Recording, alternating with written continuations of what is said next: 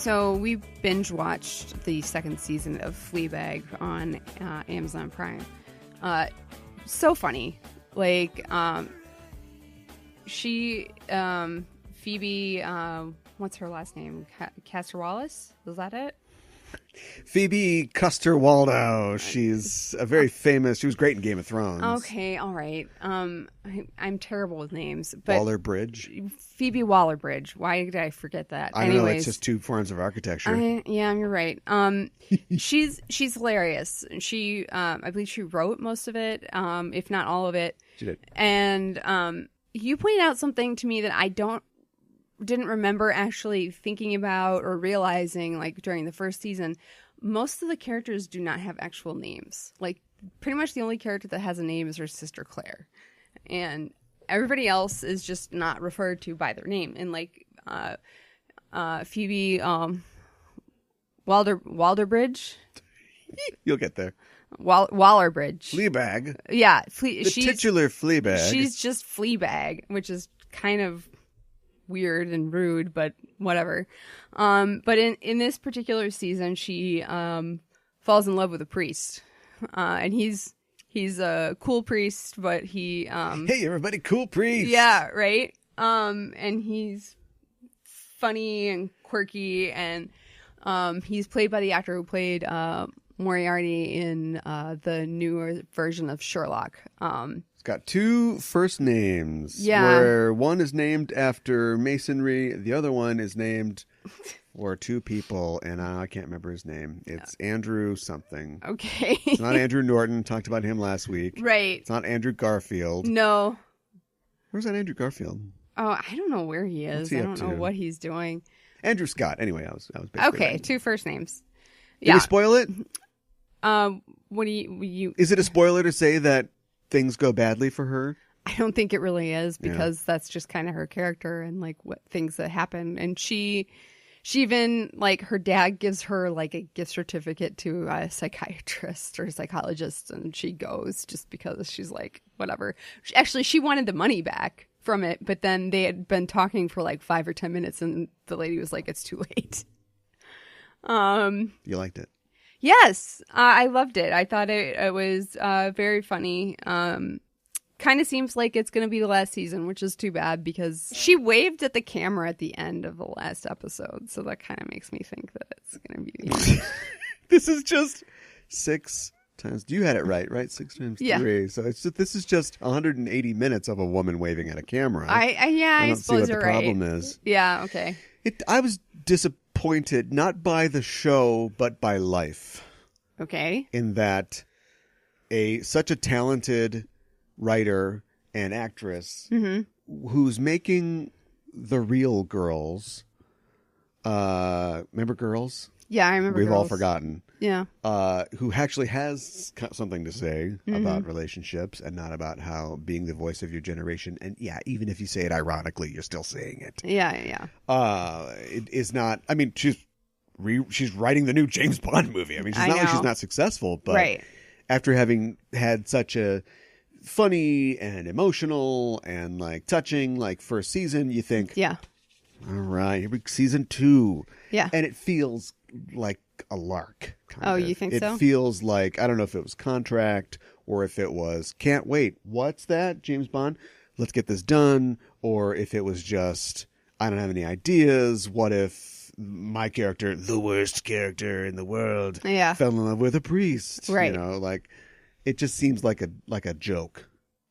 I guess like I can see that. I mean, like a joke with a setup and a punchline. Yeah. Like a priest, you know, and a prostitute walk into a bar or right. whatever. Right. I'm not calling her a prostitute. I'm just saying. Do you know what I mean? Yeah. And I know so, what you mean. like, that's frustrating to me.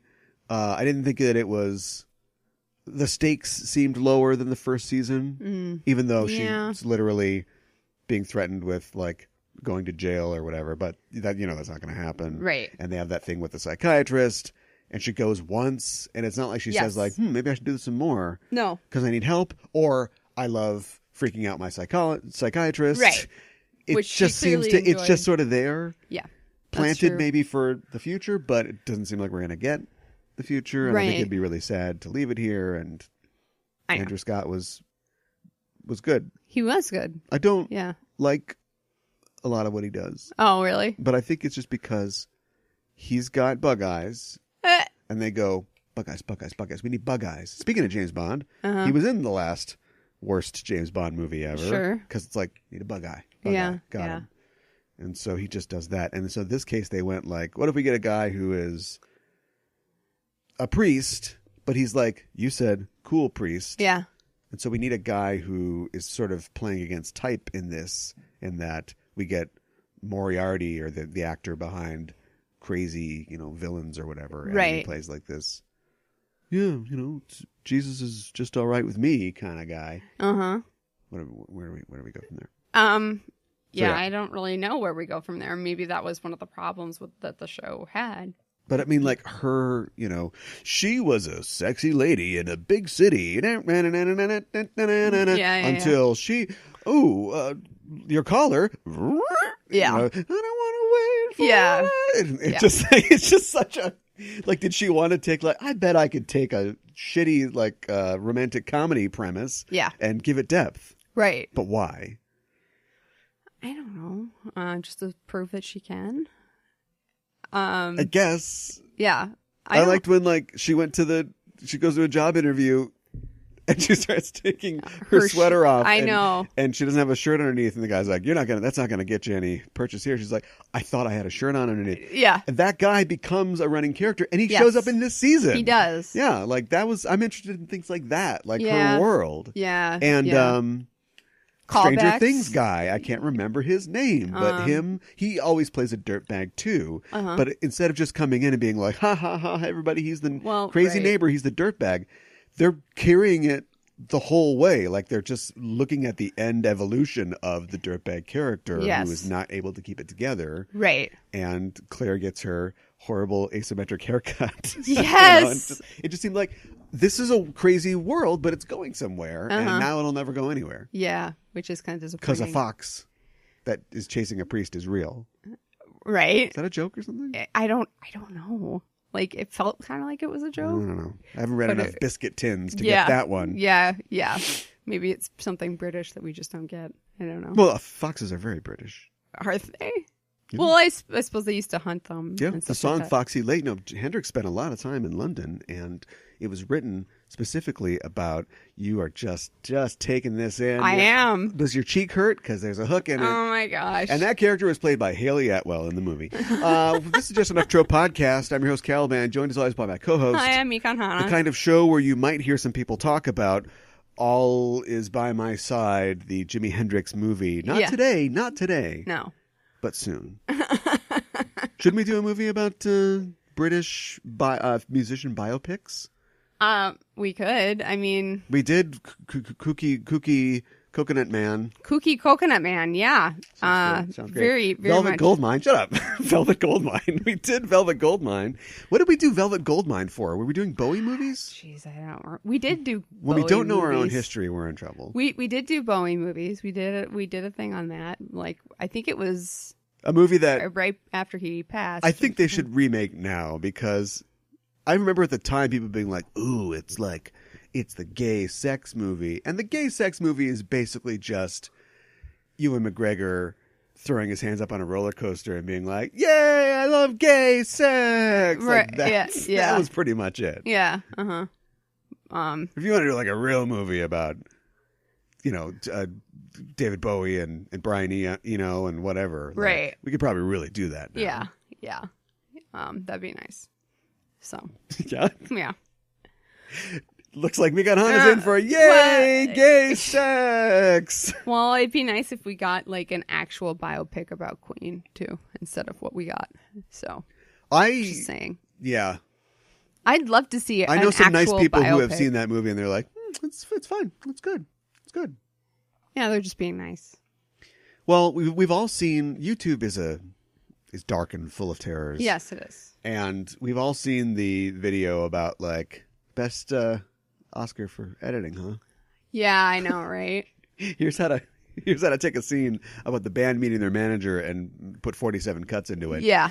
And then I saw another video recently that just laid out like, oh, the entire thing is a lie. Like none of it's true.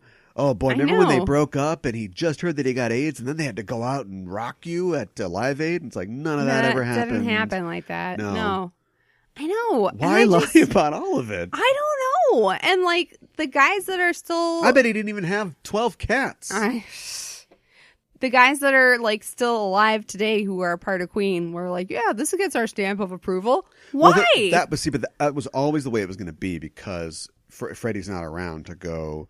tell my story however you want, or tell it this way. Tell it accurately. Don't tell it. Right. Only they're left. And the music and persona of Freddie Mercury is the band Queen. Sorry, Brian May. You're a really, really good guitar player. Right.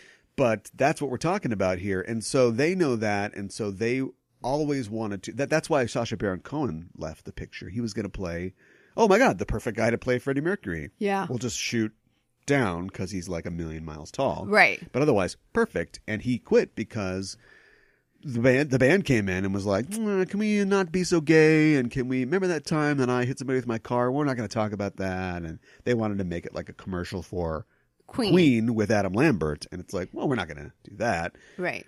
In fact, there's a story about how, I don't remember the whole story, but basically like they thought that Freddie's death would be, and that's the midpoint of the movie. It's like, what?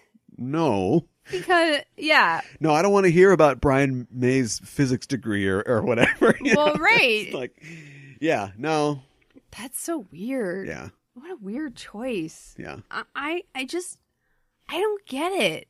I mean, I guess I understand, like, you want your best foot forward and you want yourself to be represented well. But... why lie about so much? Yeah. It's like why make it Art up? Garfunkel producing a Simon and Garfunkel movie and he's being like, okay. And then after they finish the just Sounds me. of Silence in Central Park, then the movie begins. Right. And then I'm just walking down the street. It's bizarre. It's really bizarre to me. We're here today to talk about the devil. Actually, we're not. We're here to talk about the Antichrist. Yes. Who's often described as the devil's son, but that's not biblical. That's no. not biblical. Mm-hmm. That's just, I think, a way to make it into a good movie. Yes. Because if you have the devil show up in your movie and he's like, is he here? Right. My associate, who is also a bad guy. Right. It's just like, my son. Yeah. And to look at that, I mean, it's just a weird thing to drop on you, I guess. We're looking at that in connection with the release of Good Omens. Yes. The Neil Gaiman, Terry Pratchett book that has been turned into a 6-part miniseries for Amazon Prime. And we are talking about that. Yes. Basically, like a review of the first 2 episodes. We don't want to get all the way into it if you're not familiar with the story. We'll give you a feel for our feel for the series. And then we thought, let's keep going. Let's keep going. Right. Got to fill in some bricks in the pop culture edifice of this show by giving you the particulars on a couple famous stories about the birth of the Antichrist. Yeah, right. We're going to leave the conception of the Antichrist out, a la your Devil's Advocates or your Constantines. Right. And are there any movies about, like, the decline of the Antichrist? He's a little over the hill. Can't run as fast as he used to anymore. I don't think that the flames of apocalypse kind of died down a little. Yeah, see, this is the problem with Christian apocrypha or eschatological fiction. There's no life in it. No. There's no way to make a Walking Dead out of the end of the world. No. It just kind of ends at some point. Right, right. Is the Antichrist the greatest villain to lovers of fiction? Because wow, that's a huge question. He is the infernal fat lady, right? There's no more stories after he comes. Well, I mean, there is a right. story, you know, but Armageddon. Like everybody lived in heaven happily forever. Mm-hmm. You know, there's a Talking Heads song about that, right? Which will definitely close out this show. Or we'll just do a bunch of Queen. If we're the producers of Good Omens. Right. You'll understand that joke when we talk about it. Right. Let's talk about the news. What's Jessica Jones's catchphase? And make it a double. Or leave the bottle. Yeah. Yeah. Give me that liquor. I don't know. It's fun to have a character who needs to, like, get cleaning up as part of their arc. But if you do it too soon, you know. There's not really an arc. Yeah. Like McNulty got clean in the second season, everybody's least favorite season of The Wire. Right. I think he stayed relatively clean through the third and fourth. When was he divorcing his wife? That wasn't all first season, was it? I don't remember. No, because he had the kids chasing Stringer Bell in like season 3, right? Well, anyway, the whole point of season 5 is he's fully off the wagon. Right. And so, yeah. So you have to like the sad truth is we're going to talk all about stories today because this is my premise. Remember this. This is the title of the show. Okay. The Antichrist is the death of fiction. We'll sweeten that up a little bit. Right. So we're going to talk about narrative. We're going to talk about narratives versus real life. In real life, alcoholics, there is no cycle to their alcoholism. They just are alcoholics. They maybe quit. Right. To go again. Right. And they either die or they just hit a point where it's like, it's just not even... Whatever it was that was bothering me and making me do this, I have outgrown, or it's not fun anymore. Right. Or people honestly do say, I got to stop. And then they stop. Make a commitment and they stop. Right. But it doesn't. And then I knew when I backed over the head of my little niece in my car, then it was time to stop. Right. So in fiction, you've got something like Jessica Jones and she's had a real bad life. You know, she's like, leave the bottle. And at the end of the first season, like she cleans up and everything's better. So for the next 2 seasons, she's just like getting up early and jogging. Yeah, I guess. No, she's drinking and smoking, right? Right. So then, let's, be realistic. Don't have her clean up early. Right. What's the point? Right. Because you're just going to have her go back to it. Right. So like, cold open on waking up in a cold pile of puke that's what we're tuning in for, right? Right. Exactly. Unfortunately. Are we sadists? I don't think we are. As viewers? This is just going to be real meta all day today. That's fine. Anyway, if you are a sadist, then you're happy that Marvel's Jessica Jones has been canceled. We knew that a while ago. Yep. But we now know that the 3rd lame duck season of Jessica Jones will be on Friday, June 14th. Oh, coming up then. Okay. I didn't realize there was going to be another season. Oh, don't say that. What? You're supposed to be a pro. I am a pro. You're supposed to know this stuff. All right. So as the end. Yeah. And they must have known that this is the end. Will this try to wrap up everything? NCU. See what I did there? Yeah. Maybe they'll have like a Defenders like episode where everybody like shows up. Maybe they'll have an episode where she goes, "Why are you drinking again, Jess?" The Defenders. Right. Not great. Right. Maybe they'll do that. I don't know.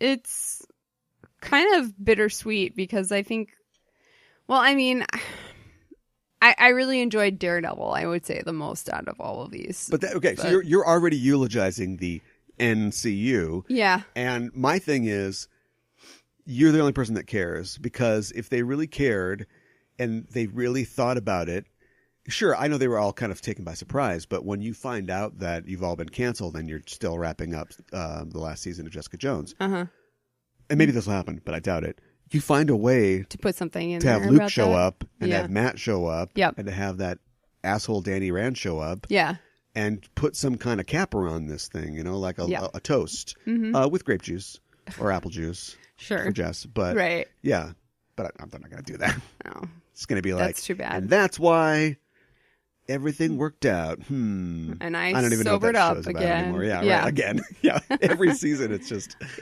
just drying out. Just crawling out of the bottle. Yeah, exactly. Well, I hope you enjoyed Jessica Jones. Yeah. People are still watching that show. Guess what else is dying? What? iTunes. Oh my gosh, I'm so terrified about this. iTunes has finally, or Apple, has decided to pull the plug on iTunes. Now, here's what I mean when I say iTunes. I mean the store. The digital United Marketplace of movies, podcasts, and music, iTunes, the software platform, iTunes, that bugs you about updating all the time. Yes. That's going away. I'm concerned about this because for a couple of reasons. One, I still have iTunes gift cards that I need to use. Two, all of my music is on there. So what do I need to do as a iTunes consumer to save myself from Love this? that you mentioned that before the multiple podcasts that you're on. We have the multiple podcasts on there as well. Yes. Know where your priorities are. Oh, okay. Let me assuage those fears by telling you that it will be replaced by 3 separate apps, an entertainment app, a music app, and a podcast app that will be forthcoming from Apple. Are we going to have We don't to have pay names for for them them? yet. iPod. No, it's been done. iMusic, iMovies. There you go. Actually, iMovie is a program. iMusic, I think, is free as far as the trademark goes. Right. Well, like... I can't take anymore. I know. Well, I know, too. Will we have to pay for these separate platforms, do you think? No, they're just splitting it up? Yeah. Okay. All right. And to this end, they have already basically cleared out their Instagram and Facebook pages. Wow. They've cleared them of content, basically. Wow. Okay. This is huge. So it's huge, but it's like, the king is dead. Long live the king, kind of business as usual. I guess. All your music will be safe on the music version. Yeah. I'm sure that I don't know does iTunes like earmark the money? Like if you buy an iTunes music card, it's all just for the store, right? Mm-hmm. So I'm sure that, maybe you'll have to decide if you've got credit where it will reside. Maybe they will have 3 different storefronts for those 3 different things. Sure. Yeah. I don't know. I'm terrified I'm going to lose stuff, but. Well, I think that it's just become unwieldy. This is honestly it's like too monstrous. Well, this is what I haven't been able to find out, and I haven't really dug a whole lot. But I don't really know why they're doing this, because I know it's good for consumers. I hate the iTunes Store app. We all do. It somehow, for a company that makes their bones on being user friendly and easy to use, it's impenetrable. Yeah. It barely ever works right, and it updates all the time. Yeah, I know. And it updates so much. Let me give you a little look into how I solve problems. Everything's a nail to me. It updates so much. Your computer will go boo-doo-doo sometimes, and you don't know what that was unless there's a specific notification that comes out. I got so tired of my computer randomly going boo-doo-doo that I tracked it down by looking through like the logs of what was happening, and I found out that it was iTunes. Of course. Updating, not the software necessarily, but just like looking on the store and seeing if there's any new podcasts or whatever. So I went into the settings and I got a computer voice online to record the words iTunes updated, and I replaced the sound that plays when iTunes is updating with the computer voice saying iTunes updated. So I knew that it was iTunes that was updating. That's clever. Yeah. But anyway, they're getting rid of the client. This is a move that will help us. Okay. Right? I suppose. It gets rid of this unwieldy client. I don't have a lot of music in iTunes. I just go on there for podcasts, for my own show and for other people's shows. Yeah. So I will be all over that podcast app, which I'm sure will be as unuser friendly as iTunes was. Yeah. But this seems like why are they helping us? We're their customers. Well, maybe that's, part of it. I think, podcasts have taken over a huge part of it these days. And like you said, it's maybe just too difficult to manage those 3 separate things. So. Well, they haven't been doing a very good job. So no. That's why kudos. Yeah. Take a bite of that apple. I guess. Hey, Tetris. Yeah? It's 35. It's 35 years old? Tetris is 35 this week. Oh, wow. Happy birthday, Tetris. Share your Tetris story. I don't really have a Tetris story. You ever played Tetris? I think maybe that's the story. I've played it a couple of times, but not really a whole lot. It's fun. You like move the pieces around and everything, and then they go away. So yeah, I don't know. That's about all I have for a Tetris story.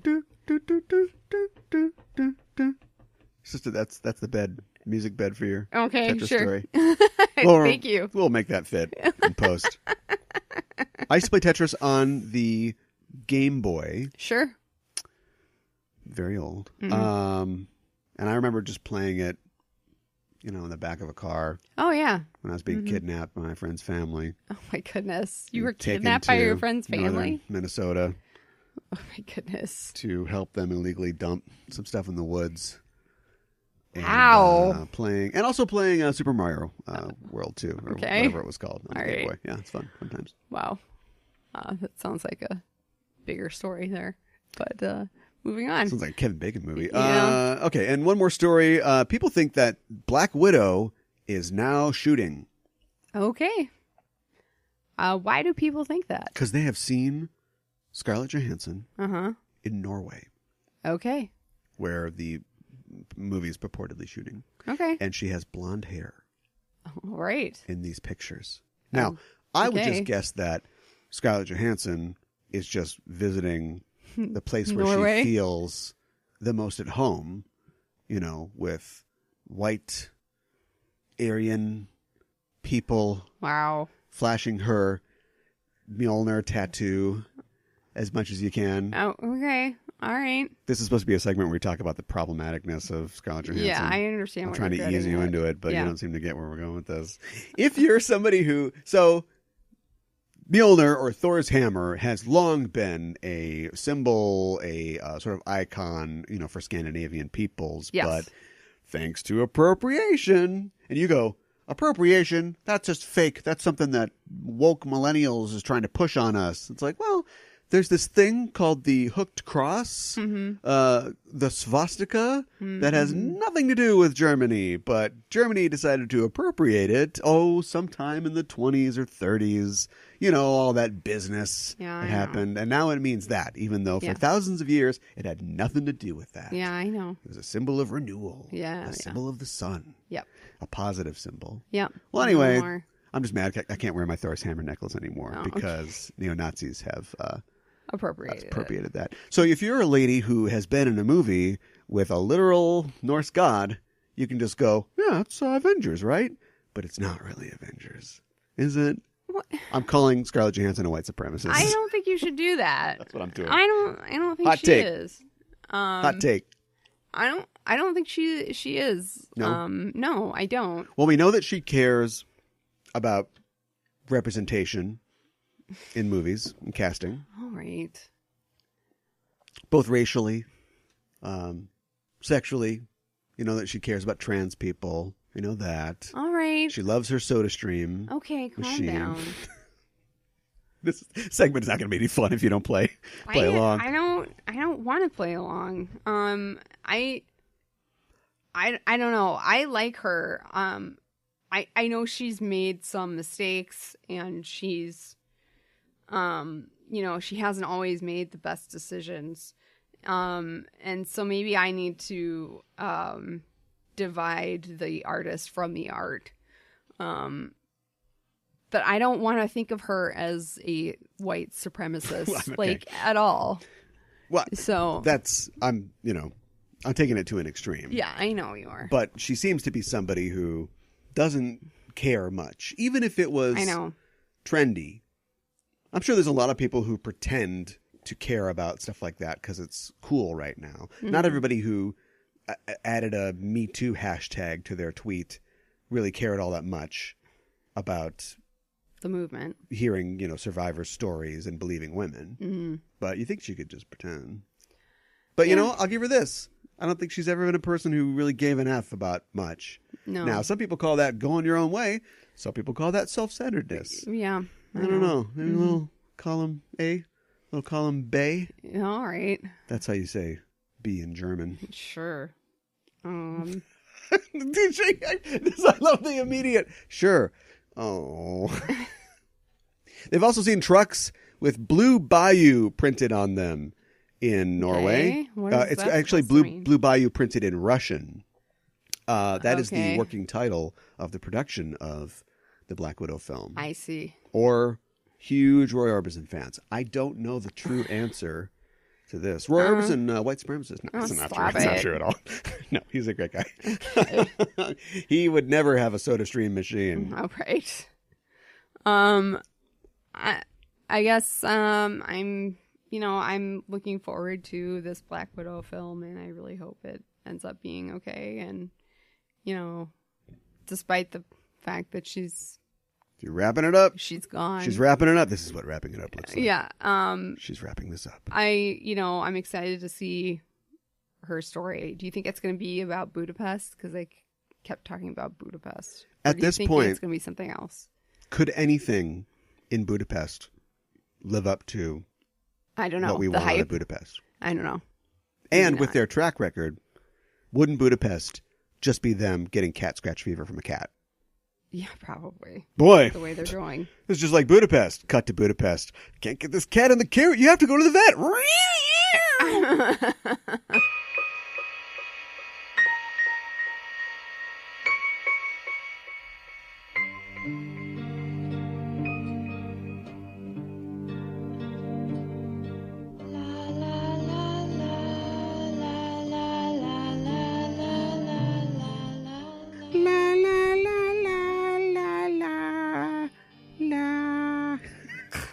Like that? God, I don't know.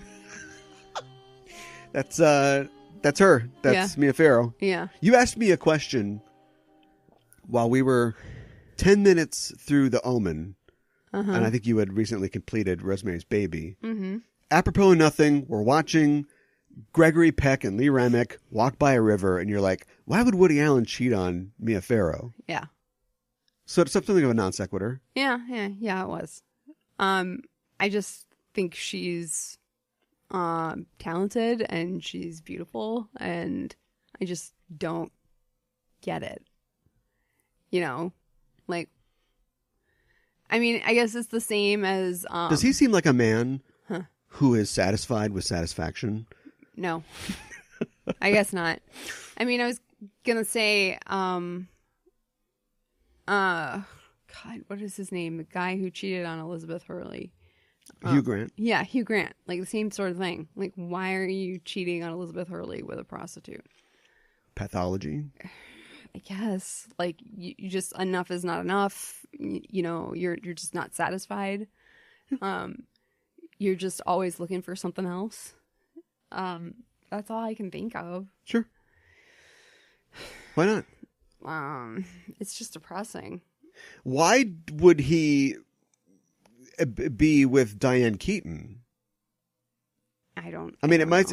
When I think of like women who are now in their 70s who, oh, I'm sorry, Diane Keaton, if you're not in your 70s, I'm just doing math. Yeah. Who are pretty much emblematic of like, this woman doesn't take. She's a Charlie perfume commercial. She's making it happen. Yeah. That might have been a process, as it is for everybody. Maybe she wasn't that way in 1977, but here's a woman who's like not going to put up with any Woody Allen shit. Right, exactly. So why would he even bother in the first place? Yeah, I know. Which isn't to say anything about Mia Farrow. No. But, you know, like, why would Frank Sinatra... I don't know. We're not going to get into Mia Farrow's love life. That's not why we're here. We're here to talk about her fictional love life. Yes. With... John Cassavetes in Rosemary's Baby. Yeah. From 1969. Yeah. How'd you feel about watching a Roman Polanski movie? It's probably the first time since things got real hot for you, right? Oh, we watched the Apartment a while back. Yeah. So I'd seen it like way back in like high school, but I didn't really remember it that well. And just watching the opening credits and then seeing Roman Polanski's name, I was like, oh, that's right. I forgot he was the director of this. Yeah.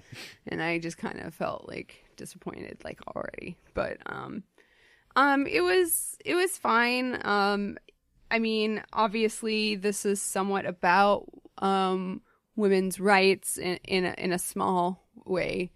You know, and like you mentioned, she gets her hair cut really short.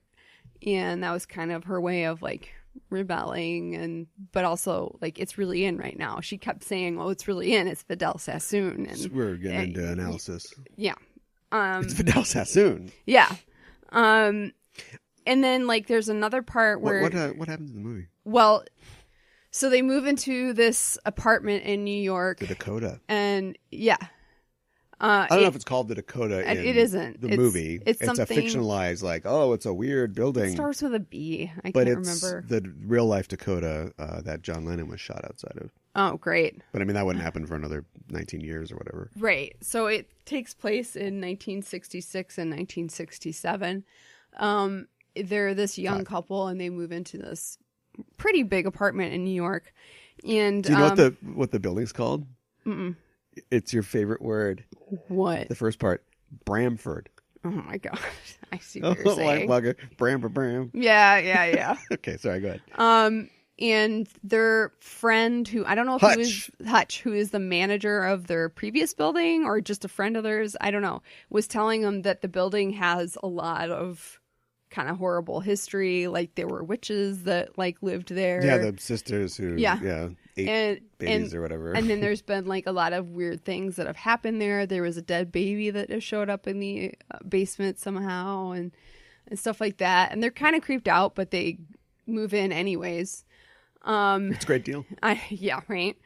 And I mean, I don't know. I don't want to like recount everything, but Rosemary like befriends this one lady in the laundry room, and then like the next day she's dead, like she's fallen out of a window, and supposedly it was a suicide. And she was staying with this old couple who their last name is Cassavetes, right? We'll talk about some of the weird names in a little bit, but Castavets. Okay, so pretty similar to the actor who plays Guy's like last name. We'll talk about that in a little bit. All right. Let's just finish the plot. But they're kind of different, and but they invite them over for dinner, and they kind of befriend them, take them under their wing, that sort of thing. And her Rosemary and her husband Guy have decided they want to try to have kids. They make a special dinner. Night of marital rape, yada yada yada. Well, right. Minnie brings over a special dessert, quote unquote. And then Rosemary feels really dizzy, and so Guy puts her to bed. Oh, we're not gonna yada yada yada. Okay. Yeah, and then like she gets basically raped by Satan. Which is a huge part of the story. That'll happen. And everybody who's in the apartment is like part of this coven, like, and her husband is even part of it, and she's kind of going in and out of consciousness. Now we're at the end. Okay, so we're gonna skip Charles Grodin. Well, no, I mean she kind of she sees them and she thinks it's a dream. Yeah.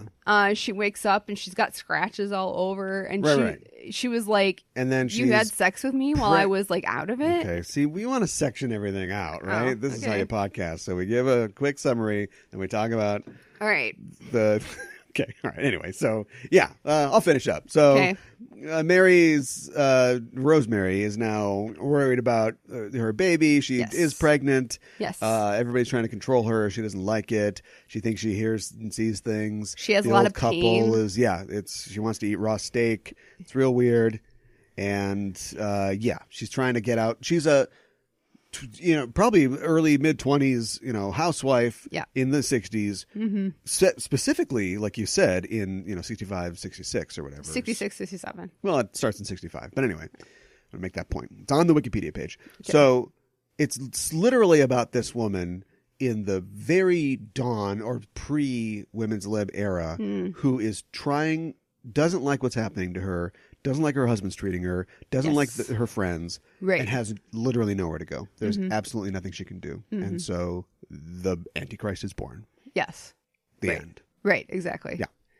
Roman Polanski films, contrary to his behavior in real life, and I don't know, you could say it was, one weekend, and actually it was more than one person, but, it's just a part of his life. But it's like, if you spend the next 40 years denying and running from that, then it does become your whole life, isn't it? Yeah. So contrary to Roman Polanski's entire life, many of his films are about paranoia, about gaslighting, about women feeling paranoid, really about like women's liberation and women being victimized by men. So mystery of life. I don't know. Yeah, I know, right? But that's at the core of, what's going on here. It is. And it's like we said, it's all a metaphor. Now, Ira Levin didn't write that into his book. His book is just a spooky potboiler about, the birth of the Antichrist or whatever. Yeah. And it's funny, we haven't talked about it yet. William Castle appears in this film. Yeah. William Castle, famous B-movie director, of The Tingler and Homicidal. Yeah. And he was only ever really famous for making those bad movies, but he really wanted to be more than that.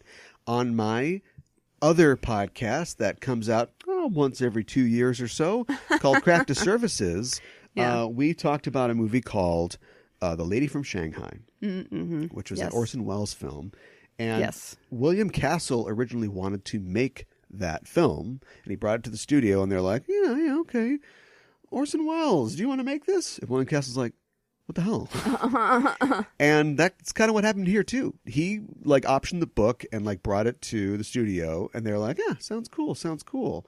Not you though. We're going to find somebody else. What about this new hotshot, Roman Polanski? Wow. You make it. So his consolation is cameo in the film. There's a scene near the end where Rosemary's, trying to call somebody on a payphone. Dr. Hill. Yeah, the doctor. And a guy's like, hey, I want to use the phone. She's like, no, hold on, I'm using the phone. That's William Castle. Right. So, poor guy. I know, right? I feel bad for him. Yeah. That kind of stinks that he didn't get to direct it. But. Other than that, I don't know. It's a very early, there were devil and demon movies and, Russ Meyer movies and stuff. But this is a, really early, one of the earliest movies in this sort of genre, this Christian apocalypse sort of genre. Right. Yeah, for sure. And I think it's significant. You pointed this out that everybody's old. All of the people in the coven are old. Yeah, there aren't any hot young Satanists who are this is the new wave. Well, Satan, baby. There's maybe Where's one Mick Jagger? guy who comes in at the end, and he's somehow the Asian guy is a photographer. Well, that guy, but there's another guy who comes in, and they're like, oh, here's the Antichrist, come meet him, and so I don't know if he's really a part of their coven or he's in another coven or something, but he's he's younger-ish. Yeah, he's from the Buffalo chapter. Right, exactly. He just came to see Antichrist. Yeah. So. Yeah, well, I think that's because there's this idea of, and here's my interpretation, they are the old guard, they represent, if Rosemary is a young woman who wants a new and different way of life, they are doing their best to perpetuate the old order, they want things to be the same way, and it's of course evil because it has Satan and the Antichrist at its root and core. Yeah, the youngest people in the movie are John Cassavetes and Mia Farrow. Yes. And it's funny because it's such a betrayal by her husband. Yes. But we never get any, I don't ever feel, and I don't think that there needs to be. I just think it's because it's about him gaslighting her and manipulating her, basically. Well, but we never get any motivation for him beyond, I just want to be a successful actor. So can you blind this guy for me? Great.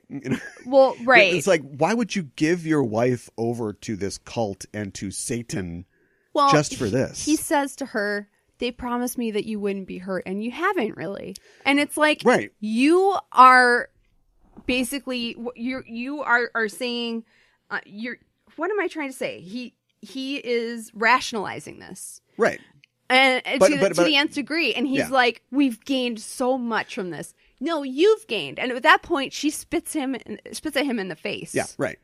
And I think that I'm not really complaining. I just think that because I think that it can be, I think it's more effective if it's just unexplainable and just nakedly self-serving. Yes. But as far as a real human being, why would he do this? I know. It so important to be in Camelot or something like that? It's right. 1969, right? And he's it's just as if you've lost the baby anyway, so it's not a big deal. And I'm he comes off as completely doing? inhuman. He's a mathematical equation. Yes. In a and blazer. then so there's this portion of the film after she's had the baby, they tell her that the baby's fine. Then they tell her, oh, you lost it because they don't.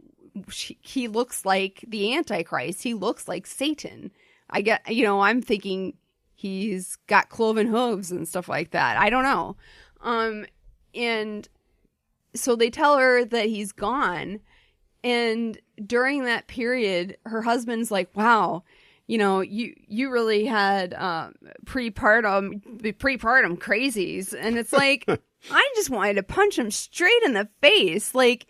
You are being an absolute jerk. And she knew her baby was alive still. She knew they were doing something to it. She was afraid they were, using it in rituals and stuff like that, which, I guess they probably would do, but they weren't going to kill the baby because the baby is the Antichrist. But she still, she knew that something was wrong and it wasn't quite right, and nobody was believing her or listening to her, and just incredibly frustrating.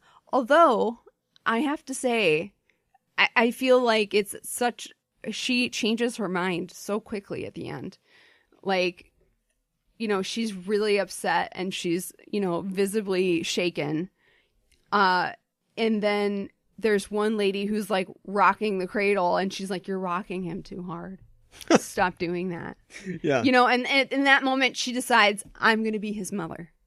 Yeah. That's what she decides. Well, it's a maternal instinct, but it's also just her being finally worn down by these people Where is she who gonna are trying to go? control her. Yeah. What is she going to do?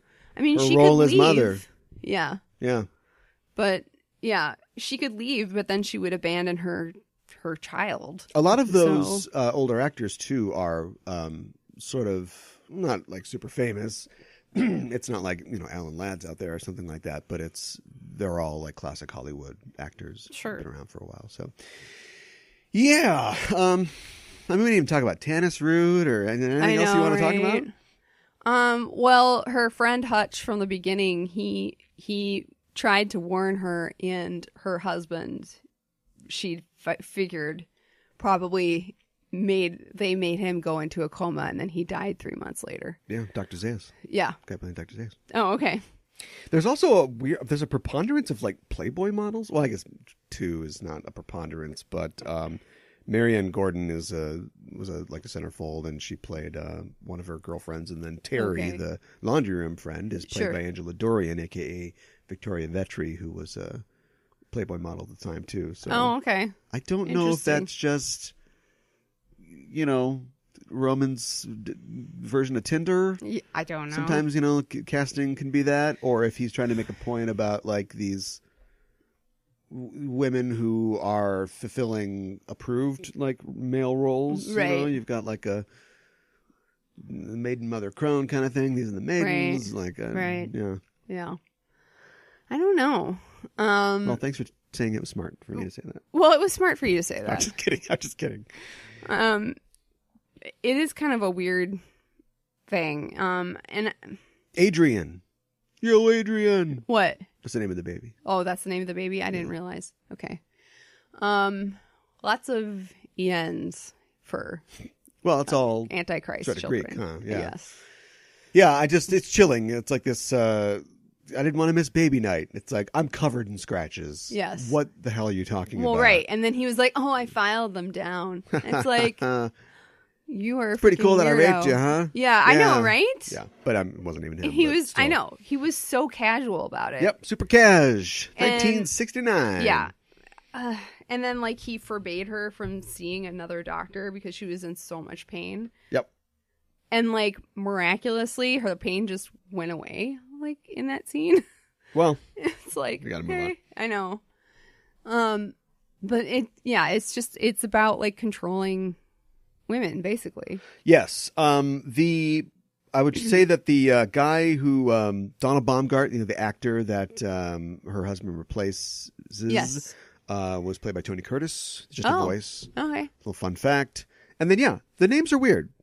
You've got the John Cassavetes, and I haven't read the book, so if this all checks out, my bad. But John Cassavetes, plays Guy. Yes. And then you've got a husband and wife named Castavet. Yes. Which is like, all right. Very similar. And then the Mr. Castavet's name is Roman. Yes. The director's like, let's see, head of a satanic cult? Yeah, that'll be me. That's my name. Well, right? What? Like, why would you choose that? Yeah. That's so bizarre. Yeah, it's weird. But yeah, I think it's... Do you like it? I liked it. It's weird and it's creepy. And I think that the creepiness like builds like towards the end of the film. Yeah. Like it's not like I don't feel like it's a horror film like right at the beginning. And you can never. And the shocker big finale is, hey, we're having a party for your baby. Yeah. If you remade this today, and they did, and I haven't seen it, right? because why would I? Right. But if you remade it today, it would be she'd be hanging off the edge of a building, and there'd be lightning, and somebody'd be holding a baby up and a knife or something. But it's just the banality of evil. Absolutely. In this case. Yeah. Well, and I think their first clue should have been when they went to look at the apartment, and there was an armoire in front of a broom closet.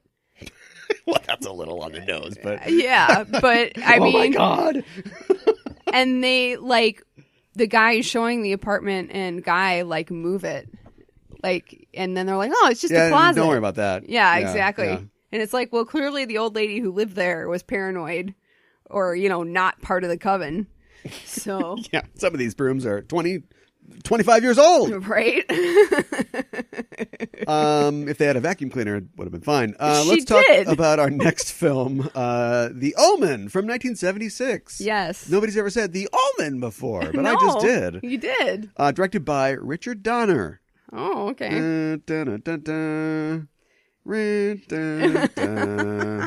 Richard Donner. Yeah. One of his earliest films. Okay. And it shows, but we'll get into that. It stars Gregory Peck and Lee Remick as a ambassador and his wife, a couple who wants to have a child. Yes. So bad. Yes. And they do. And they have a kid, and the kid dies. And there is a priest at this hospital. Oh, I should mention, too, this is taking place in Italy. And it is June 6th, 1966. At 6 p.m. At 6, I thought it was 6 a.m. Whatever. 6 a.m. Yeah. And so 6 seconds. 666. On the 16th. And the priest is like, there's this other baby, and his mother died in childbirth, so you should just take him and just say it's yours. Gregory Peck's like, it doesn't seem like a good idea. But yeah, but discount that's baby. what they decide to happen. Price is right. Yeah, so he brings the baby into his wife. She's none the wiser. 5 years go by. Yeah, 5 years go by. They were they in France, and then he becomes the ambassador to England. London. Yeah, to London, England. Yes. So they moved to London. Do weird things happen?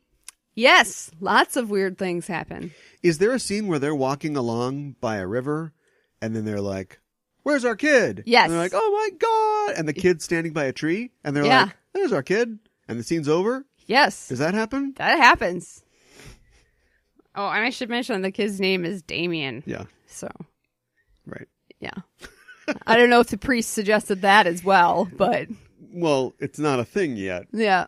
Later it'll be a thing. Yeah. And then you'll suggest it. Yeah. But stick to this movie. Yep. What happens after that? Clowns. Damien has his 5th birthday party. Yes. And there are some photographers there taking pictures. Yes. And he has a nanny. And at one point, the nanny is like, Damien, I'm doing this all for you. This is for you, Damien. And she has a rope around her neck, and she jumps off of the house and kills herself. Best part of the movie. Yeah. It's all downhill from here. Yeah, pretty much. Except for one part that we'll get to. Oh, well, and you forgot. She notices Mr. a dog. Woofles. Yeah. She notices a dog, and then that kind of seems to give her the idea. And he's like, it's like a Rottweiler or something. And then, later, after she does it, Damien sees the dog, and he waves at the dog and smiles. And the soundtrack goes... Yeah. Right. So everybody's horrified by this, but life goes on. It certainly does. Well, for some. Yeah. And do they get a new nanny They get a new nanny, and she tells them that the agency sent her because they heard about what happened in the paper. And here are her credentials. And this happens in a lot of horror movies, but the things that people accept are just really drive the story forward. Yeah. They just accept this. I thought you called. Yeah. I thought that you did. Oh, I'm from the agency. Well, I don't see any checks out. problem with that. There's no security involved in my job as an ambassador. I know, right? Come into our house, stranger. I know. Oh, you want to keep a dog in the house? Right. Great. Right. Yeah. And so that's Mrs. Baylock. Yep. And she is the totally not creepy, absolutely fine guardian for Damien now. Yeah. And she tells him, I'm here to protect you. Yes. Yeah. And, weird things continue to happen. There's hear, Yes, I know what you're doing. And a priest comes in. Yeah. Looking for a flute. Yeah, played by Peter Troughton. So Patrick Troughton. Sorry, not Peter. Yeah. He's really kind of like creepy and like bug-eyed, and he's like, "You got to do this. Your son is the I don't know if he calls him the Antichrist or not, but he says that he needs to accept Jesus. Yes, right now. Drink his blood." Yeah, well, he says that a couple of times. Yeah, he's a real hard sell. Yeah. On this Christianity thing. Very eccentric. And and you forgot David Warner. I mean, you mentioned photographers. Oh yeah, okay. One in particular. Yes. Has a lovely mane of page boy locks, and it's David Warner. Yeah. Who's been, now that I think about it, he's been playing assholes for 45 years. Wow. Do you know what I mean? Yeah. It's never, I'd like to see, like, Paddington 3, David Warner is just the kindly old great grandpa of the family or whatever. Sure. Or, let's be fair, Hugh Bonneville. Let's say grandpa. Sure. But, but no, never. He's always like this, sort of crusty, like, asshole guy. Yeah. Now, he's a beneficent or benevolent crusty asshole guy in this. But yes. Still. Right. Exactly. Taking a lot of pictures of those priests. Yeah, I know, right? Taking pictures. Yeah, that's what he does. With his Canon device. Right? So I'll take over. Okay. Basically, more and more weird things happen. Turns out that the wife, I don't know her name, is pregnant again, but she's had it with kids. This kid stuff. Yeah. Too much. Damien's a handful. Yeah, this kid can't act at all. And so she talks about having an abortion. And the priest meets with the guy and says, she's going to, Damien's evil. He's going to try to kill your wife's baby, and he's going to try to kill her. Yes. And he's like, well, I don't know about that. Okay. And then he dies. A windstorm the priest picks up, and the priest is like, "Meow, let me ineffectually flee from this." And there's like lightning and fire rod falls off the roof of a church and kills him impales in a way almost as funny as the way it was parodied in Hot Fuzz, but not quite as funny because he doesn't walk around after he gets impaled. No. And so that is all happening, yeah. Meanwhile, back at the old homestead, Damien rides his bike and knocks his mom off a thing. Off the balcony, in a very stylized way. Somehow, well, actually, I guess the goldfish bowl fell first. Yes. In what we call, foreshadowing. Yeah. So she falls and she's hurt. And she loses the baby. Yep. And now she's in Gregory the hospital. Peck's like, something's going on here. Yeah, right. He's like, I've got to figure this out. And the photographer guy, David Warner, contacts him and says, I want you to come to my flat. I need something to show you something. And he shows him these photos that he took of the nanny. Pictures of the nanny. It's showing that, rope there's around a shadow neck. of a rope around her neck. Yeah. And then, the priest, there's, a shadow of a rod impaling him. Maybe he's just a bad developer. Maybe.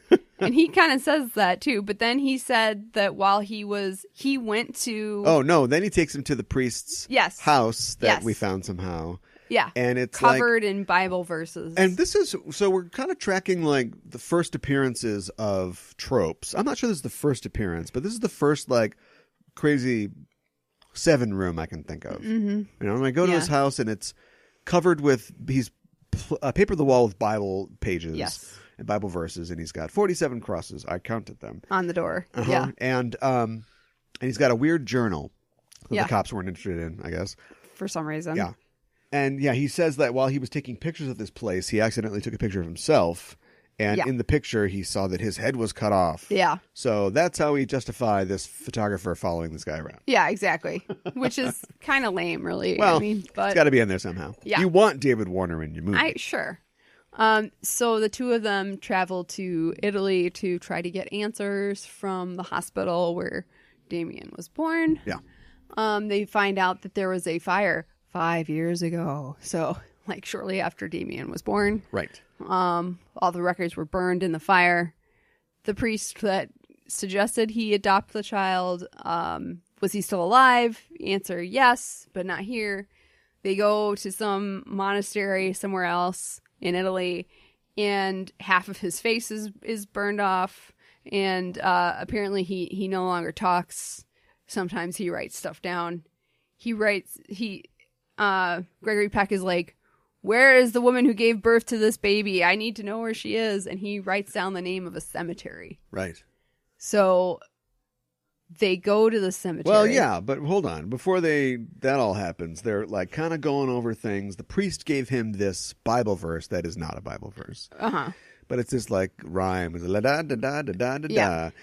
And it's about how, he'll rise from the sea. And David Warner's like, many people think the sea is politics. It's like, what is this, a YouTube video? Like, I know, right? You just make up whatever things you want. It's just made up, whatever, it's fine. So yeah, they figure out like, this seems like a prophecy about the Antichrist. He'll rise from the world of politics. And he'll, when the Jews return to Israel. Yeah. Because I guess Israel was relatively fresh in 1976. But not really. It'd been a while.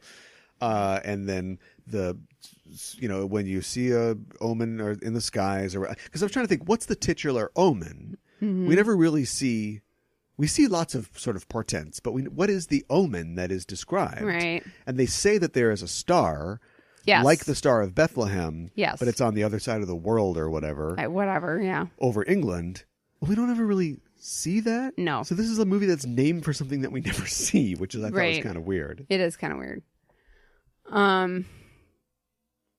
When they get to the cemetery, they of course desecrate the graves. Well, it's an unholy cemetery. I know. And in the mother's grave, they find dog bones for some reason. Yes. And then in the child's grave, he's like, "This must be my son." If there's a dog skeleton, remember it's my baby. And come on, it's definitely come on, Gregory. Yeah. It's definitely, this was over a long time ago. I know. It's definitely a baby skeleton in there. And then I guess he was able to tell. There's a big hole in the baby skeleton. Yeah. So he was like, they killed my baby. Yeah. So it didn't just die. They set this up. Yeah. This cult, which they don't lean on. There is a suggestion of a sort of evil society. Yes. And we find out later that priests, charcoal drawing priest was part of it. The guy that we met at the beginning. Mm-hmm. And that Doctor Who had been part of it. Yes. But, and I think there's a lot of like backstory you get like in the novelization, which is also by the guy that wrote the movie, where he was part of this evil society. And when you accept Satan or whatever, then you get the birthmark. Although, why did he have to have the birthmark? Yeah. Because when he talked to Bugaboo later, he mentions the birthmark. That could have been the only appearance of the birthmark. But I think it sort of confuses things to have the priest have it too. I know. But anyway, he was cancerous. He was going to die from cancer, and so he was high on morphine, which kind of explains why he was crazy. Is this also one of the first appearances of Crazy Priest? And I don't mean necessarily, fired up hellfire and brimstone preacher or revival preacher. I mean, like, they're coming for you, like this sort of thing that you see. Because even like in The Exorcist, which was before this, both the priests in that are like totally cool. Yeah. Like Max von Sydow's like knows where it's at. Like they're doing a good job. But this is like, crazy rhymes that don't rhyme all the time. Right. I wonder if this is like the first time that sort of shows up. Very well, maybe. Is it the first time a pack of Rottweilers shows up to just savage these dudes? Yeah. Should have brought some milk bones. Yeah, no kidding. I don't know where the dogs come from. And I think it's like suggested that they're hellhounds. The same with the dog that is with Damien. Well, hounds and hell kind of go together. Yeah, they do. What I wonder if the suggestion is if Damien's mother is a jackal, are they his brothers? Yeah, I don't know. Is he from a litter? Right. Was there a litter of puppies and then one baby? Like getting an onion ring in your French fries. Yeah, that could very well be. That was a lot funnier than you laughed at. No, it's funny. We moved. Thank you for saying it's funny. They escape being mauled just for 10 minutes by dogs in a great scene. That scene was tense. Yeah. And they get back to the thing. The hotel. Yeah. And it turns out, oh no, my wife died. Yeah. It's freaking Baylock. So pushed her out a window. Yeah, exactly. She did a lot of falling. That poor lady. Yep. So we got to get it right. Yep. Take two. Yeah, exactly. She falls out of the third window of a hospital through the roof of an ambulance and onto a gurney. And it's like, take her right back in. I know, right? It's a good place to fall. Right? Outside of a hospital. Yeah. Let's take you right back in. Yeah. But no, I guess she's dead. Yeah, I know, right? She's all ready to go. Yeah. Arrival! Incoming! Nope, dead. Yeah, which I thought was like kind of an interesting choice. Like, why have her fall on top of a gurney if you just wanted her dead? Because it's a good, I mean, where, you know... The ground? I don't know. Yeah, it's cooler to fall through something. I guess. Falling through cars is, we're going to get to that a little later. Yeah, and so at this point, Gregory Peck's like, I'm going to kill Scout. Damien. I mean, Damien. Yeah. And we got to go to Megiddo, which is this town that's being unearthed, you know, in Israel or whatever. And it's, of course, another word for Armageddon. Yes. And he was told by the priest to meet Beetlebum or whatever the guy's name is. I can't remember, but it was weird. Tannenbaum, Baron Bugaboo or something. Bears. Yeah. He meets this weirdo guy and he's like, yeah, here's the deal. Kid's the Antichrist. Yeah. You got to take these special knives. 47 knives and like stab him. Julian this kid. It's going to be real complicated, but it has to be on sacred ground. Yeah, you have to in a church. You got to do it. And then Gregory Peck's like, no, I don't want to do it. It's like, you were just going to do it. Yeah. So because we've got to get rid of this other character, he throws the knives. And David Warner's like, I'll do it. Let me get those knives. Yeah. And then beep, beep. Yeah. The best scene in the movie. Oh, my God. The other best scene in the movie. Yeah. Pane of glass just decapitates him. Yeah. Yeah. It's awesome. Oh, my God. It's terrifying. And then just a big rush to the end, isn't it? Yeah, yeah. And then you see Gregory Peck on a plane with the knives and, big rush to the end, like you said. Yeah, he goes home to kill Damien. First he cuts off his hair to see the birthmark that Bingy Bao told him would be there. Yes. Billabong, of course it is there. And then an old lady tries to fight him. Yeah. I guess he's old too. Two old people throw themselves around a house. Uh-huh. That dog never comes back. He outsmarts the dog. Yes. In the basement. Yeah. It doesn't find like a window to crawl through. No. Or just bust through the floor. Like that dog is out. Out of commission. Yeah. Yep. Yeah. And so he takes Damien to a church to do what he has to do. And he's shot by police. Yeah. The demonic forces in this don't overcome. It is merely other men that stop what's happening. Mm-hmm. Which leads me to believe, as an ambassador, if you know anything about the Omen series, we'll go on, and Damien in Omen 3 does become the president of the United States. Which is so weird. Played by Sam Neill. There's a bit of a retcon because that movie is set in the 80s, so they sort of retcon the first movie to have taken place in the 50s, so he can be president age. Doesn't matter. Anyway, but there's no commentary here because, yes, the world of politics, you know, especially in the 70s, man, we realize that that's where the real devils are. Right. And so you've got this kindly American ambassador who should have power but has to drive himself everywhere. I guess he's got to drive in the beginning, but he never goes to anybody and goes, I'm an ambassador and I need help. Like he doesn't, takes it all on himself. Mm-hmm. He drives a little too fast outside of his house and a cop's like, get that guy. I know, like, right? You're an ambassador. Right. If an ambassador has his little flag flying and he's going 56, right? I think they're going to let him go. Mm-hmm. But he never turns to his political power, and he is eventually killed by just plain old policemen or I guess detectives or whatever. Mm-hmm. So I was like, well, did you lose?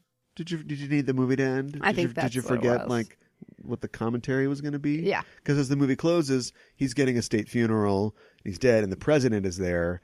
And did they adopt Damien? I don't know. Anyway, Damien's with the president and his of wife. And his wife. Yeah. And then, as this movie's version of la la la la plays, he turns around and spikes the camera. I know. And smiles. I know. Wink too much? Yeah, we'll do a couple with the wink, couple without. Yeah, exactly. But the kid probably couldn't handle a wink. I don't think he could. Kids didn't have to be good actors in the 70s. Apparently not. Except for Tatum O'Neal. Mm-hmm. They didn't have to, did they? No. Just not good. Just show up, be on set, be cute or creepy, whatever. Yeah. That little kid in Shane, I know that's the 50s, but like when did kids as actors become good actors? Jodie Foster? 80s? I guess that was 76 too. I don't know. Did Jodie Foster ruin it for everybody? Maybe. They're like, oh, jeez. She's so good. These kids are acting. Yeah, maybe. Because this kid is... Would this movie work if the kid was a good actor? Maybe it would be better. Is him being kind of blank? Because even at the end when you watch this, I know that this is all foretold. The movie is not a psychological thriller about a guy who thinks that his child is the Antichrist. His kid's the Antichrist. Is the Antichrist. But even at the end, as this storied 65-year-old actor is pinning a 5-year-old kid down to an altar, I'm like, I feel bad for the kid. Yeah, I know, right? And you're supposed to. Yeah, until he turns around and looks right at you in row 3 with your popcorn and goes, hee hee. Exactly. They kind of almost make a point about, well, demonic forces aside, he's a child. Yeah. You know? Yeah. Like, does he become, is it like X-Men powers? Does he become evil at puberty? Does he become evil because of how he is raised? He's already evil. He's already evil. He has and the caused movie sits his on nanny that. To yeah, well, he was kill just riding his herself. bike. But the movie sits on that until the very last shot of the film. Yeah. Like, gotcha. Yeah. And William Castle's like, yeah, right? I would have loved to have made that movie. Did you like the movie? I thought it was okay. I thought the pacing was kind of weird in parts. And I do think if the child actor had been better, it would have helped the film. I think it works for the most part. I mean, Gregory Peck is just like, oh, he's not evil. He's my kid and blah, blah, blah. He's my brother. Right. And then, like, he goes and sees his wife's psychologist, and his wife's psychologist, like, just spills the beans on everything that they've talked about. 70s. I know. And he's like, she doesn't even think it's her child. She thinks, this is clearly, she is crazy, clearly, but, psychiatrists, the bad guys in these films. I know. And we're not done. I know. So, he kind of was like, I can't believe that she like sense that, whatever, but he doesn't go home and tell his wife, I need to be honest with you.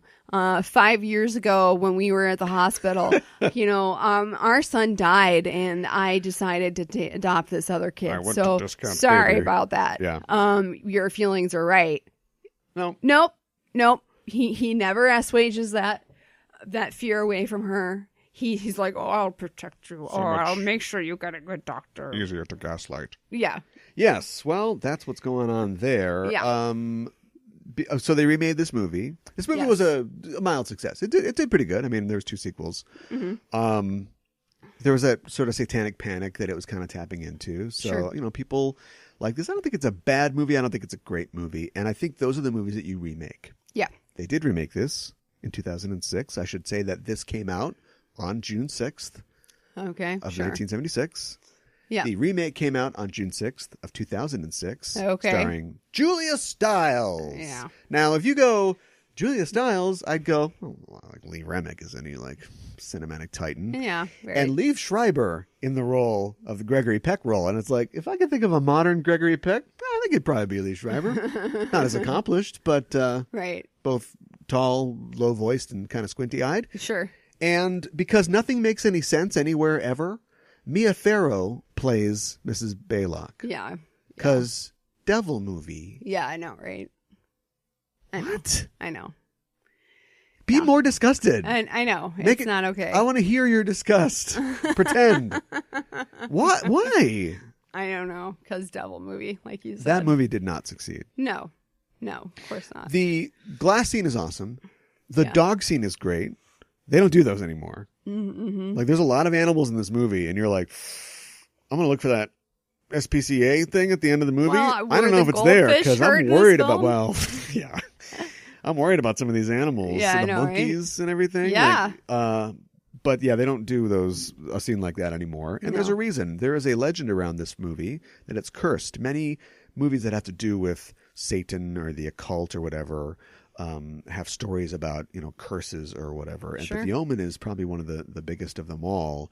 The guy who did the special effects, or at least he was a consultant, John Richardson, was involved in a car accident around the time, like a week after the movie was released. Oh, weird. He was driving on a road with his assistant, and they were in a head-on collision. She was decapitated. Oh, my God. And then he, crawled out of the wreckage and the first thing he saw was a road sign saying Omen 666. The town of Omen was 6 and 2/3 kilometers from the point where the crash happened. Oh my God. That's insane. Spooky. So did he survive then? Oh yeah, he survived. Okay. Yeah. Also, speaking of lightning, Gregory Peck accepted the role. He flew over, from America because it was all shot in London, and his plane was hit by lightning and almost crashed. Oh my gosh. Yeah. That's crazy. And then after that, Mace Newfield, the producer of the film, a few days later, flew to America, plane hit by lightning. Oh my goodness. Yeah. That's so crazy. And then one of the first shots of the movie was aerial footage of London when they're flying around London. Yeah. They had booked this plane to take that footage, but they canceled it, and some Japanese businessmen took the flight instead. Plane crashed, killed everybody. Oh my goodness. Wow. Wow. Wow. Christopher Robin likes it. Yeah. It's crazy. Speaking of that awesome dog scene, there's a cut that's probably not in the movie, or maybe it's the juiciest stuff, where the dogs attacked the stuntman who was wrapped up. And usually there's a command, they get them to stop. Yeah. But the dogs went too far and got into it and almost killed the guy. Oh my gosh. He survived. Crazy. Yeah. Wow. And then there was supposed to be, speaking of animals, because threes, you've got giraffes, monkeys, and maybe Bengal tigers. Uh-huh. So they had set up to have Bengal tigers be in that zoo scene, and they were getting ready to film this, and they hadn't secured the tiger cages properly, and one of them got out and killed one of the zookeepers that was helping. Oh my wrangle the goodness. animals. Wow. Yeah, a lot of crazy things with this film. Yes. It's pretty frightening. Thought I was done, huh? You're not? Mace Newfield was staying in London. Oh my gosh. And his hotel blew up. Oh my goodness. Was he okay? He wasn't there when it blew up. Okay. So Satan, come on, timing. 666. We got to get this done. So he moved to another hotel. This time he was in it when it blew up. This is the IRA. Oh my goodness. Since the 70s in London. Yeah. So he died? No, he's fine. Oh my goodness. No, he's still alive. Wow. But yeah. But anyway, a lot of things happen. Now I wonder, can't you go to any movie and find weird production stories about stuff? Yeah, but I feel like horror films are worse. Right. Like all the things that happened to the people who were in The Exorcist or whatever, or actually things did happen to people in The Exorcist, but Poltergeist is a real bad one. Yeah. And other things, but there's probably stories. Somebody was probably disemboweled on the set of It's Complicated, but nobody thought about it because, it's just a Meryl Streep movie. Oh, God. Right? Yeah, I don't know. That guy that was bisected during the filming of Paddington 2. People just, there's a little dedication in the credits. They don't make any big deal out of it. Stop. I don't know. It's possible. I guess. It's not a great movie, but I don't know. It's fun. Let's talk about another movie that's not very good.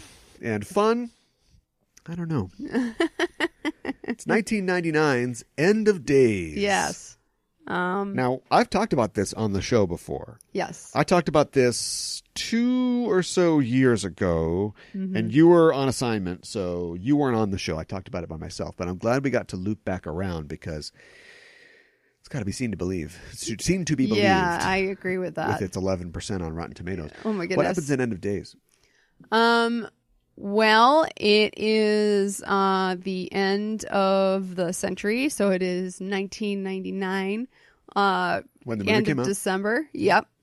And supposedly, the baby who is supposed to be the mother of the Antichrist was born 20 years earlier. Right. We're adding an extra layer this time. It's not the Antichrist is born. The Antichrist's mom is born. Right. This is like Rosemary's mom's baby. Right. Exactly.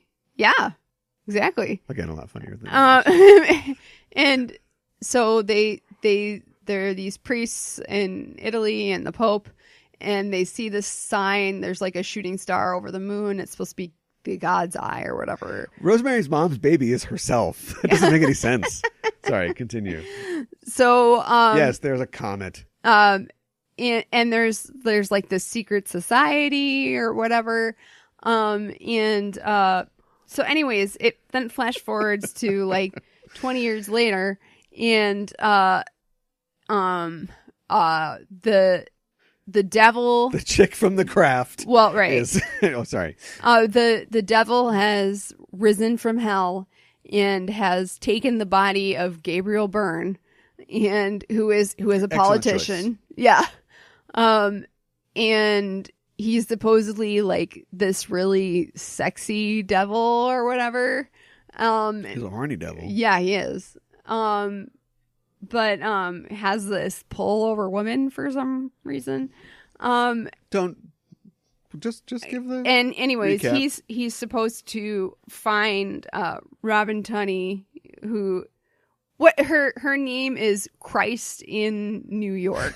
No, it's Christine York. But it's supposed to. But somebody thinks that could be Christ in New York. Yes. I saw Christ in New York. I rushed it. They're pretty good tickets. So he's trying to find her so he can impregnate her at like sometime between 11 and midnight. Yeah, it's like not super accurate. December 31st. Yeah. Baby making time is like an hour. Yeah. Anyways, Arnold Schwarzenegger is working. I don't know. He's like a bodyguard for hire or something. Yeah, he works that. for like a security firm. And Kevin Pollak. And Kevin Pollak is his buddy, who also works. Speaking for of Christopher security Walken, firm. I know. And you put too much pizza in that shake. Yeah, I don't know. Arnold makes a really gross shake. I just can't even talk about it. This whole look, just stop. This whole movie is gross. It is. Everything about this movie is gross. Mm-hmm. The food is gross. The visuals are gross. The apartments are gross. The sex is gross. The violence is gross. Mm-hmm. Kevin Pollak is gross. Right. Everything is gross. Mm-hmm. He's protecting the politician who is Gabriel Byrne. And so then that's how he gets involved. He takes a couple bullets for the guy, and then the guy disappears. And there's this, the shooter turns out to be this crazy priest. Which doesn't make any sense. Why even continue to pretend to be the banker? I don't know. You're Satan. Yeah. You decide, and I don't know if it's another. This is written by a guy who you don't know, has never written anything else. I don't know why they let him write this. Maybe there's a cut scene or some cut story where we learn the banker's name or why he is the chosen one. Right. It seems to me that there's so much stuff that goes into Christine being chosen. She's born at the right time, under the thing. She's a birthmark. She's got the birthmark because nobody's original. She drank some snake juice from Janet Snakehole, and so she's all set up, and she's been having dreams about this guy her whole life. Then Satan's like, "What's up, Satan in New York?" And he's like, "I gotta find this guy." He goes to the bathroom to find this guy. I know. So clearly that guy was important too. Yes. We don't get that guy's story. No. Are there prophecies about him? Was there a secret Orders Templar or something like that who was like searching for that guy? It seems like he's random, except Satan goes out of his way to reach find this guy. him. Yeah. And he sticks with this guy for a long time. Mm-hmm. This isn't a Fallen situation where he's just jumping, he's Elias Codius for a while and then he jumps off to somebody else and he jumps over to somebody else. He can do that, but he's just him the whole time. So once he's him and you grab a titty, you blow up a restaurant, go sit in the sewer for 3 days and just wait for your cult to bring you your bride. Right. But instead he's like, one last meeting, I guess. It's a pretty big deal. I don't know why. And that's what gets Arnold onto him in the first place. Yes, exactly. So anyway, Arnold's onto him. Yeah. Arnold goes to the apartment. I'll finish. Goes to the apartment of the crazy priest, and he's a crazy priest. It's a 7 apartment. What? I'm going to pause a moment of silence for the joke that could have been. I'm sorry. Blurted out the punchline. We'll do it anyway. Does this movie take place after 7? Yeah, it does. Every apartment is a 7 apartment now in these movies. So yeah, there's a cat in the fridge for no good reason. Literally no good reason. It is literally just a jump scare. Yeah. And there's this thing where they keep CCH Pounder is the police detective, and Arnold's a better detective than she is, I guess. He used to be a cop. And so they keep going to these scenes, and then the button on the scene is CCH Pounder and her crew bust into the scene. Yeah. And so, there's this priest who tried to kill the guy. Arnold put him in the hospital. He's writing about Christine in New York or whatever. We cut to the hospital, and Gabriel Byrne goes to see him for some reason. And we find out that this guy, we actually saw this guy at the beginning of the movie. You forgot to mention that Uncle Tio is the Pope in this movie. Oh, yeah. And there's a conclave of cardinals when they see this sign, and they're like, we've got to kill this baby. And the Pope's like, no kill the baby. We protect the baby. Mm-hmm. We are the good guys. And one guy's like, I don't know. And that's this guy. Yeah. So he's a kooky priest now. He's cut his own tongue out, and he's now in the hospital. And Satan comes in to kill him personally for some reason. Yep. He doesn't have his minions do that sort of thing. Only he doesn't do a good job, because the priest is apparently still alive, or somehow in all this time managed to, before he got pinned to the ceiling, carve Christ in New York or Christine New York or whatever on his own flesh. Yeah, among other things. And then he dies. Yeah, because somebody shoots him in the head. A cop shoots him. Yeah. And everybody's cool with that. Apparently. Well, I guess he was going to stab Arnold with a syringe or something. Right. So now Kevin Pollak's like, what are we doing? We're not getting paid for this. We've got some other douchebag to protect. Why are we chasing this down? And Arnold's like, because it's the movie. Yeah, right. And they find Christine's address, and she's being attacked by this group of like priests who are supposedly the good guys. But they're like dude priests, though. Yeah. Like one's got like a cool goatee and a shaved head, and they're clearly like stuntmen priests. Yeah. Yeah. And so they have a big gun battle in this nice brownstone that Christine lives in, and they kill one of them, but he disappears, and they drive the other ones away. Yeah. And not before they take this little locket that's got a heart with a sword through it and flames. I've seen all those things before. Yeah. And so Arnold starts to bond with Christine, who has a music box, just like Arnold's daughter. Arnold is very distraught and strung out and suicidal because his wife and daughter were killed by somebody. It doesn't really matter. Yeah. And so basically, like, Arnold figures out with Christine that, thank God there are all these books. It's worse than a Tom Cruise movie. Let's have sex on this desk. The secret documents. Yeah, right, exactly. They go through the books in the house, and there's they find out that the heart thing is a symbol of this religious order that are supposed to be the good guys. They protect from evil or whatever. In the meantime, I never thought I'd get to say this, Gabriel Byrne is blowing up a van with pee. What the hell? I just looked at you at this point and was like, why is this happening? Yeah. And we totally skipped over the part where Udo Kier is in this movie for 2 seconds. He's Christine's Rosemary's Baby psychologist. Yes. And the devil apparently shows up at his house because the devil doesn't know anybody else. You think he'd have a bigger network than this. You would think. Devil.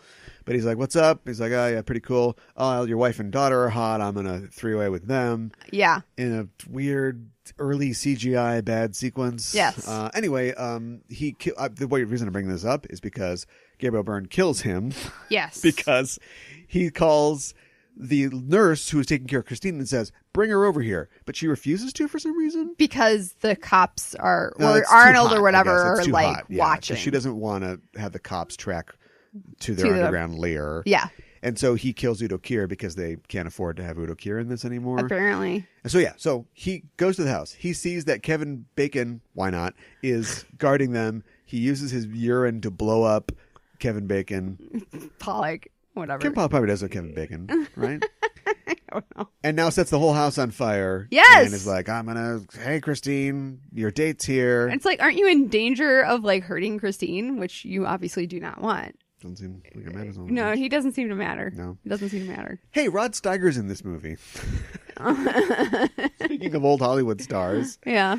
So somehow Arnold and the girl end up at Rod Steiger's church. Yep. Actually, he goes to question him before, but whatever. And so he goes, yeah, this is the deal. A lot of times in dreams, numbers are upside down.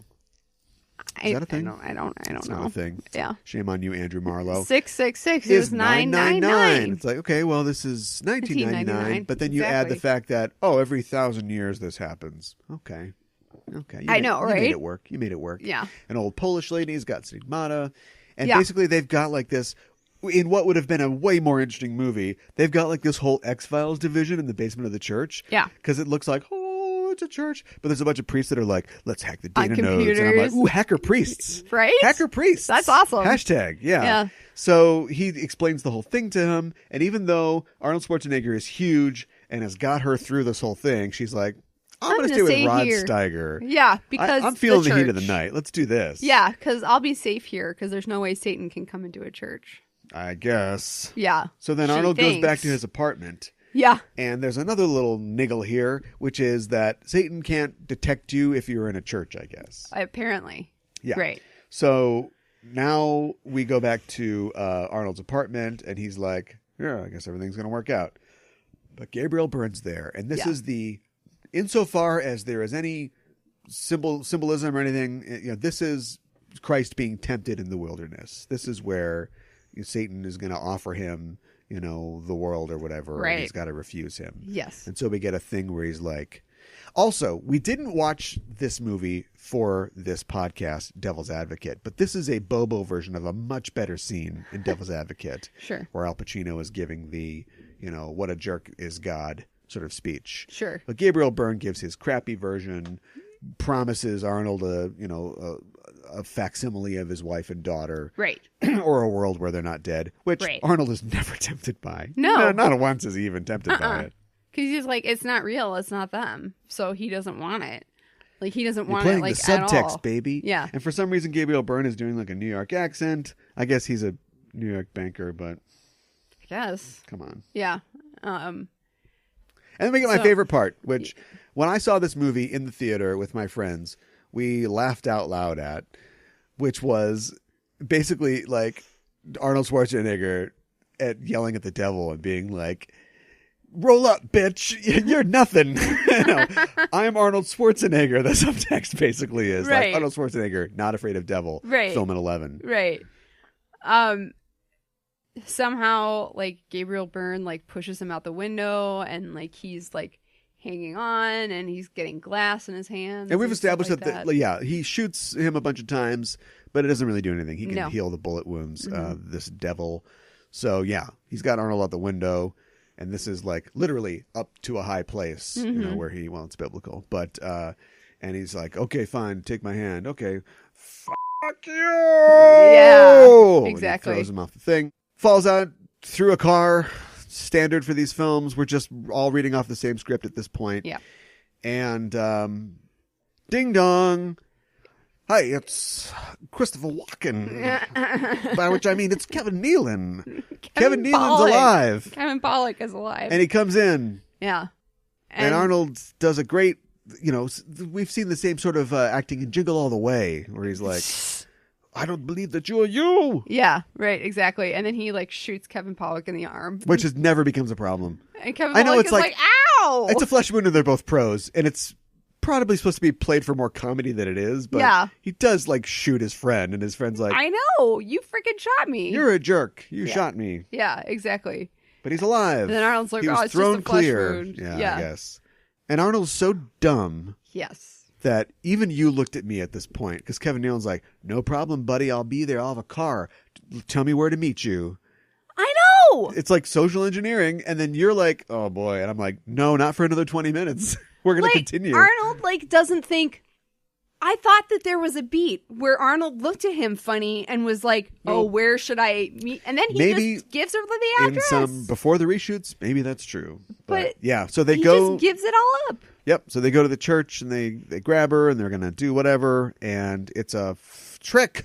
Yes. It's a trick. Kevin Pollak lets her in the car and then he locks the doors so Arnold can't get in. And then the flashlight cult shows up. I know. The angry mob. There are many Satanists in this movie. Yes. But they are represented by flashlights and actual torches at one point. And it's like, you're in Midtown Manhattan. Where'd you get a torch from? Right?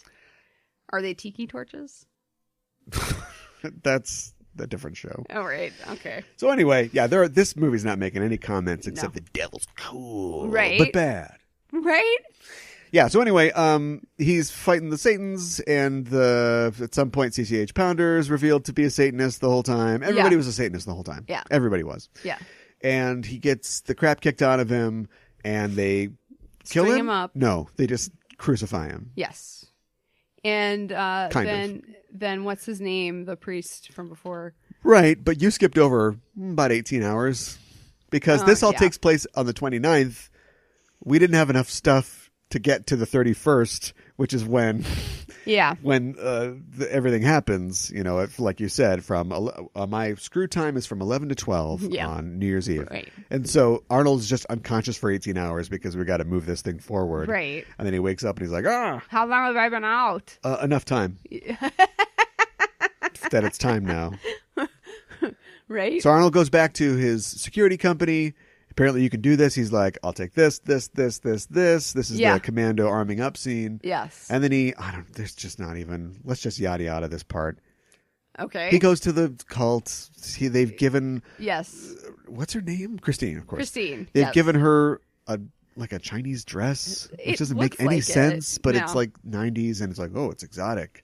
Which is just dumb. Weird and dumb. Arnold shoots grenades at everybody. Yeah. There's a Resident Evil video game level subway fight. Yes. And we get to the big thing here. So the big finale. They run into a church. The devil's body's been destroyed, so he possesses Arnold. Now Arnold's going to do the deed, but he's able to resist. He throws himself on the real sword that a statue is holding for some reason. Yes. He explodes, sees his wife and daughter's ghosts. Yeah. Going to a better place. Yeah.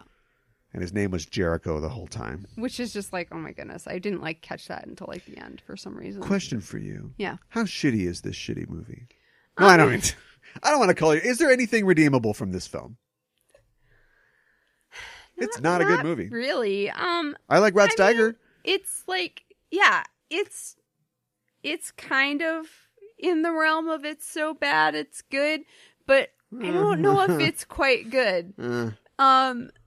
So bad it's good is taking that huge swing. Do you know what I mean? Mm-hmm. It's the Bambino getting up there, pointing at left field, and just cranking it, and it goes backwards into the stands and knocks a fan out. You know what I mean? It's not like calling your shot and then getting a dribble single to first. Right. And that's what this movie is. Like having Horny Devil blow people up and stuff. Gabriel Byrne, Loose in New York. There's a lot of things that if you really wanted to go like super 90s extreme with it, you could have. And they don't. Like it doesn't. It's just gross. Yep. This movie is just so gross on so many levels for no reason other than, oh, this is cool. It's a extreme. And there's like this. There's this one kid at one point who has something like Satan rules or something like that on his shirt. And he's like, just like an asshole. And he's got dreadlocks and like a skateboard. And he's like just skateboard, out into the street. And then like Gabriel Byrne is like, hey dude. And the guy like turns around and then he gets hit by a bus. Right. What was the point? He was like, cool shirt. Yeah. What? Yeah, that's from another movie where Satan's doing wacky hijinks. Satan is Loki, and he's doing wacky hijinks in New York. But this movie keeps going from like maggot apples to pizza shakes. Yeah. Man, we're just stacking the titles hat on top of a hat here, and it never decide what you want to be. And I think maybe that is the problem with this film. It does not decide what it wants to be. It wants to be everything. It wants to have all the things, and it wants to be rated R. And I don't think it even really needed to be rated R. No, I don't think so either. There's just a sleaziness and a scuzziness about it. Yep. That doesn't, like, if you watch a movie, we should have watched Devil's Advocate. Devil's Advocate like owns its sort of scuzziness. Mm-hmm. It gives you the sort of like, vice behavior and the sweaty sex and stuff like that. And it makes it kind of appealing, but it makes it gross at the same time. It makes it's like eating an entire cheesecake. Sure. It was delicious, but you look down and you're like, I can't believe I ate the whole thing. I'm a terrible person. Yeah. Whereas this is just, it wants to have all of it. I think that it's on Gabriel Byrne's side. It's cool to kiss somebody's wife in front of them and grab a titty and then blow everybody up. I know. know. Like, what the heck? It's just the horniest, grossest movie ever. Is. Yeah, I agree. Gabriel Byrne was in Stigmata, too. Does Gabriel Byrne hate religion?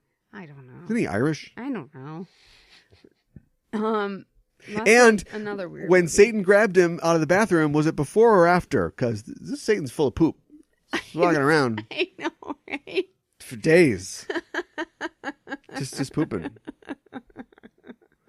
I just think that it's so cool. Like when he shows up initially, Satan, he blows up through the ground. I know. And all these manholes explode because hell is under the ground. The street is the ground. I know. And he's under it. And then there's even like a newscaster reporting on it like later. Like, no. This is a hot 3 days in New York. I know. Like this is pre 9/11 and you see the two towers. It's, millions of times. It's just a New York movie before 9/11. Right. But like, yeah, this is like the biggest thing to ever happen to New York. I know. And they're like, fires from the manholes still have not been blew explained. Up. Yeah, right. Exactly. and two churches were destroyed. Right. Exactly. Yeah. And there's like no explanation for it. So it's just kind of like, okay. Yeah, it's a really sweaty film, Yeah, sometimes literally. Yeah, exactly. Yeah, it's so toxic masculinity gets used a lot in commentary these days for good reasons. Yeah. But it absolutely applies to this. Absolutely. Beelzebub bro. Yes. It's just like a broy Satan who's like, yeah, I like titties and blowing things up, and there's one woman in this film. Sorry, CCH Pounder. Yeah, right. CCH Pounder plays a lot of masculine roles. Like she wouldn't really argue with that. No. I think that she comes off masculine. Yes. Her femininity is not an issue in this movie. There's one character whose femininity is important, and we see her boobies. Yeah, I know. So for no reason. Yeah. So yeah, just the whole thing is just gross. Mm-hmm. No, I agree with you. And I mean, in the end, Christine survives. And she does not get impregnated with the Antichrist. So first thing you do. Huh. Let's stop off at the drugstore. Right? Right? Yeah. This girl's on the pill. We don't got a problem. I know. But all the times you shot Gabriel Byrne, you never aimed for his crotch. I know, right? Right? Just shoot it off. The Lord is my shepherd and my RU-486. Like, we are set. Like, there is that's all you have to do. Well, and plus, the timing is so weird. It has to be between 11 and 12. They are literally counting down the seconds because it keeps cutting back, because there's a lot of millennial fiction at this time, but it keeps cutting back to Times Square. Yes. The ball is literally dropping. There are 10 seconds left. Yeah. Even if Arnold has you down on a thing, his pants are on with 5 seconds left. I don't even understand the logistics of this. I know. Like, does he have to bust at 11:59? 59? How does this work? Yeah. Yeah, it's not really explored at all. And yeah, it's just, I don't know. It's just super gross. The fact that time is always a thing in these movies and apocalyptic sort of things. Yes. The fact that the Earth was created at 4004 BC at 9 a.m. Yes. No, sorry. That was 9:03 a.m. Right. You're wrong. Right. Moving on. Right. Like it is in Good Omens. Yes. The new Amazon show. That is by Neil Gaiman. Yes. He is a producer on it because that's what he does now. He's a TV guy. Did you know that? Yeah. I guess he did some comic books or something, but anyway, he's just like really successful TV producer. Got a rock star wife. It all worked out. Yeah. Let's comment on his art instead. Yeah. Okay. What happens in Good Omens? And really make it quick. Well, there is the devil Crowley and the angel Azrael, and they're there at the creation of humans. Wow. You are literally taking it all the way back to the very beginning. I will get there. As in Genesis 1:1. Okay. So then flash forward to... Thank you. Like 11 years ago. And Crowley is commissioned to deliver the Antichrist to who's in a basket to a hospital where there are nuns who are like, they're of this order they're like satanic nuns, and so he's kind of worried about this. So this is kind of a big deal because this is the beginning of Armageddon. So you should be happy about that, right? Devil, right? But he's not, because he likes Queen. He likes human things, So Him and Azrael both, because they've been on Earth this entire time. So anyways, he delivers the kid. There are some mix-ups that happen along the way. There are 3 different babies, and they get shuffled around. The Antichrist was supposed to go to an American ambassador and his wife, but instead gets delivered to a young British couple. And so they think that the Antichrist is with this ambassador and his wife, so Crawley and Azrael like watch him grow up and help guide him and try to make him neither good nor bad. Go to his birthday party. Yeah. Make sure nobody hangs themselves. Right, exactly.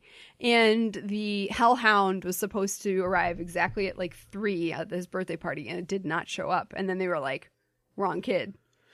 And that's how we end the first episode. Right. There's a weird thing here, and you get this in, I can't believe we're going to do this, but you get this in Kevin Smith's Dogma as well. Okay. Where the sort of rules of Christianity, and specifically of the Catholic Church, are sort of lampooned in that, Alan Rickman is an angel. Yes. And he loves drinking, but if he doesn't swallow, it's not a sin or whatever. So he drinks tequila, but then spits it out. Right. And just like these sort of rules. And so you get that too with like, Crowley would love to just listen to Queen and drive his cool car around and maybe, crash the British Telecom network. Right.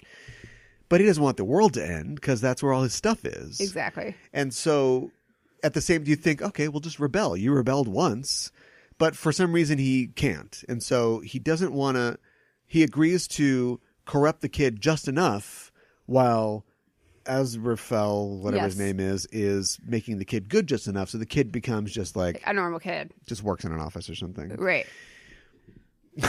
But it's like, if he really wants to avoid the apocalypse, why not make the kid good? Right. I guess because he would be destroyed when the final battle comes. He would be destroyed if God wins. Right. So they just want to perpetuate it forever. Look, ultimately, it's a humanist tale. I mean, you've got, it's thrown into motion because these 2 angels who are watching over the Garden of Eden, which I made you skip, but now is relevant, sympathize with humanity. Yeah. And then thousands of years later, they love all humanity's stuff. Like, it is a humanist parable. It is. About how, can't we just let the world continue? All your stuff's there, too. Right. Exactly. I think that gets lost, though, with Frances McDormand popping in to bother us all the time. Yeah. Yeah. She plays God. Yeah. Just voiceover. As the second episode picks up. Yes.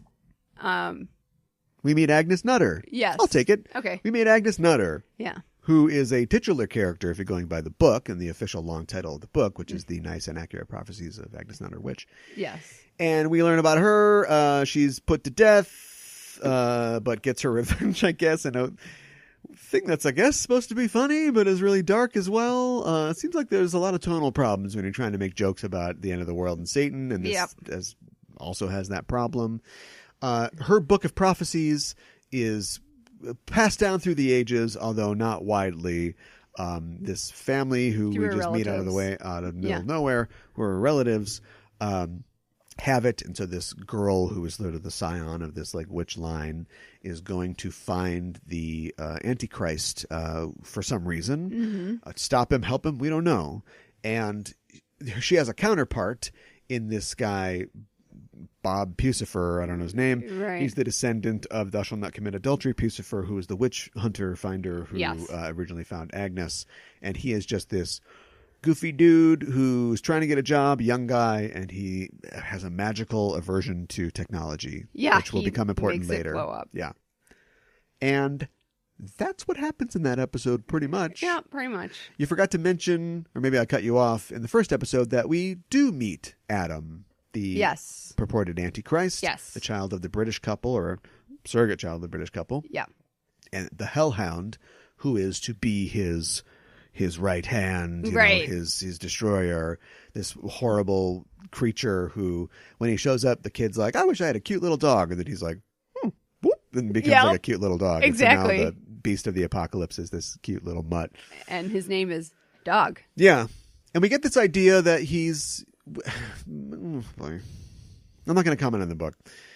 I read the book a long time ago. Yeah, you also I read the did book too. a long time ago. Yes. So I don't have enough memory of it to really comment. But in the show, you get the idea that the kid is like something special. It's not like he's walking on water. No, but he's a born could leader.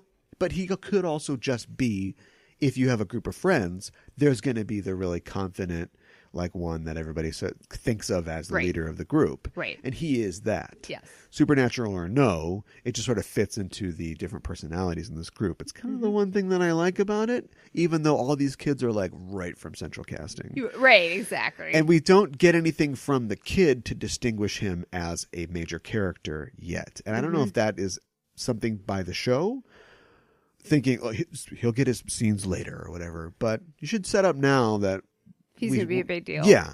And he doesn't feel that way. And I don't know if they're trying to doesn't. make him feel subtle or they're just think they've nailed it and they haven't. I think it's the second. Oh, because okay. here's my review of the series. Okay. Not great. Not great. There are a lot of things in here that I feel like they think are just destroying, and needle is this even on? Oh, okay. For me. All right. Yeah. Do you have some examples? I do have some examples. Thank you for asking me about my examples. Sure. Let's see if I can pull them up here. Okay. All right. The jokes aren't funny. Oh, okay. I've always thought of Terry Pratchett as a more prolific, less talented Douglas Adams. Okay. All right. Like, I like some of the, and I'm far from being like an expert on Terry Pratchett, but the guy's got 1 million books. Many of they're very, like, all the million Discworld novels, the guy is just a typing machine. And many of them are about similar themes. They are funny, they have magic and like religious figures and stuff, but they are essentially humanist, and they're more about, whereas Douglas Adams takes on bureaucracy or train schedules or whatever, or TV Guide, whatever it is that he's going after. Terry Pratchett is going after these big issues, and I admire him for that. But he's not as funny as Douglas Adams. And maybe it's because I'm a big Douglas Adams fan, but all of his stuff is structured like Douglas Adams stuff, but it doesn't hit the same way. I see what you're saying. So we'll set up the kind of punchline, like the Ducks thing. I get that that's supposed to be like a funny British Douglas Adams type thing, but you kind of missed it. Like it's not. It's a little way to end this important discussion for you to remember what water runs off of or whatever. Right. Maybe it works better on the page, but here it's just like, okay, yeah. It's just kind of a not that's quirky. So funny joke. Yeah, exactly. Yeah, Crowley giving a bunch of accountants who I guess hate each other because it's a commentary on just, the soullessness of modern business and in our occupations, giving them real bullets instead of paintballs. But not having them be fatal. But they're not fatal. Yeah. And then a SWAT team shows up at the end. To confiscate their guns? Because a bunch of accountants are shooting up this church, in the countryside. Is like, ha, ha, ha. But, with what happened in Virginia just this last week, it just reminds you that, like, stuff like that, like, just isn't as funny as it used to be. Right. What'd you think of the show? Did you like it? Did you not like it? Well, I mean, I think what you said about the guns is kind of tone deaf with everything that goes on in the world. And I don't know if England feels differently about shootings than we do. Why have any guns? Well, yeah. But it just was not really a great choice. I like Crowley and Azrael. I think that they work well off of each other. I do kind of wonder a little bit, like, so supposedly Adam is cloaked somehow, so they cannot sense him. But I just kind of wonder as, like... Because David Tennant says he's got a cloak thingy. Yeah, I know, right? Like, okay, doctor. I know. So I just kind of wonder, you're these supernatural beings, you're very powerful. Why can't you find this kid? And, I mean, I guess at the end of the second episode, Azrael kind of does. But it's with the help of Agnes Nutter's book. Yeah, but the way that he finds him it's just another example of something that I think works on a page and doesn't work in a show. Because so many Pratchett, Ian, and also Douglas Adams, Ian, humor bits are setups for like the end of a chapter, or they're a Shaggy Dog story. They're a pull the rug out thing. So you have this thing where it's like he looks through the prophecies. Finally, we have all these answers, and it's amazing. And the number of their beasts shall be this, this, this, and this. And there's no way. Could it be? Ring, ring. Yes, residents of the Antichrist. The number of the beast is a telephone number. Right. Chapter 7. You know, it's like that's. Yeah. But instead, the director of this can take a flying leap. Douglas McKinnon, always been very unimpressed with everything that he's done. Okay. Directed all the bad episodes of Doctor Who, directed The Abominable Bride, that bad episode of Sherlock. He's just a guy who is just in. He is always going to be, he is the Mark Gatiss of BBC directors. Great. Directed every episode of this. And he builds this thing up to, I know they've got to end this episode, but they build it up to be this huge thing. And it's like, that's ruins the joke. Like once the guy picks up and it's like, oh, and he's like, oh my God. And the music's like, ah. Yeah. Why is that? You were looking for him. I know. That isn't a bad moment for you. That's a triumphant moment for you. Right. Yeah. But it wasn't so it doesn't played even that make way. sense in the tone. No. I didn't like it. Okay. Unless you've got anything else to say. That's my ruling. I still want to continue watching it. I remember having mixed feelings about the book, and maybe I'll feel the same way about the series. I don't know. I'm not very mixed. But I do like David Tennant's Bill Nighy impression, which sadly lasts for only about the first half of the first episode. I suppose. I do remember liking this more than American Gods. I'll just say that much. I like the Starz series American Gods more than this. I like the Starz series. I just mean like book-wise. I liked Good Omens more than American Gods. So, I don't know. Well, it's a bad omen. I mean, that's the title of the bad review, right? Yeah, I think you're right. Somebody did Apocalypse Nah. Oh my gosh. You're fired. You don't work for me. But this is a citizen's firing. Okay, we have a whole matrix that we don't have time to go through, but we sort of picked it out because a lot of these movies, on purpose because they're pastiches, but eerily, the Omen share qualities. Yes. Some of them are kind of gimmies, like if you're going to have religion, you're going to have nuns. Yeah. But I think it's interesting that Rosemary's Baby, the first one, which really doesn't mention the church at all, these are secular New Yorkers, has a character named Roman. I know, right? That's weird. It is weird. They all feature tattoos or writings or signifiers, semaphore on skin. Yes. You know what I mean? Yeah. They don't all have Playboy models. No. Some of them stand out. Yeah. You know, they all take place in London. Like the Omen doesn't have to be in London, but it is. Exactly. I just think that's weird. Like why? Sure, Rome I get Israel, but why does London keep showing up? Two of them have Doctor Who actors. That's true. That might be a function of London. Or BBC. I don't really know. Right. Yeah. Right. Only one of them's got Kevin Pollak. But anyway, we will put that matrix up, I guess, on our Facebook page, so you can find it there if you want to. But so what do we got here? We got Rosemary's Baby. Yeah. Thumbs up. Omen. I don't know. I'm kind of mixed on that. Okay, we got a thumb to the side. We'll have thumb pointing north-northwest from me. Okay. End of days. Yeah, it's just kind of bad. Double thumbs down. Yeah. And a Good Omens. I like it. Thumbs up, thumbs down. I like it. Yeah. Or split. Okay. Like Crowley and Azrael. And John Hamm. Oh, yes.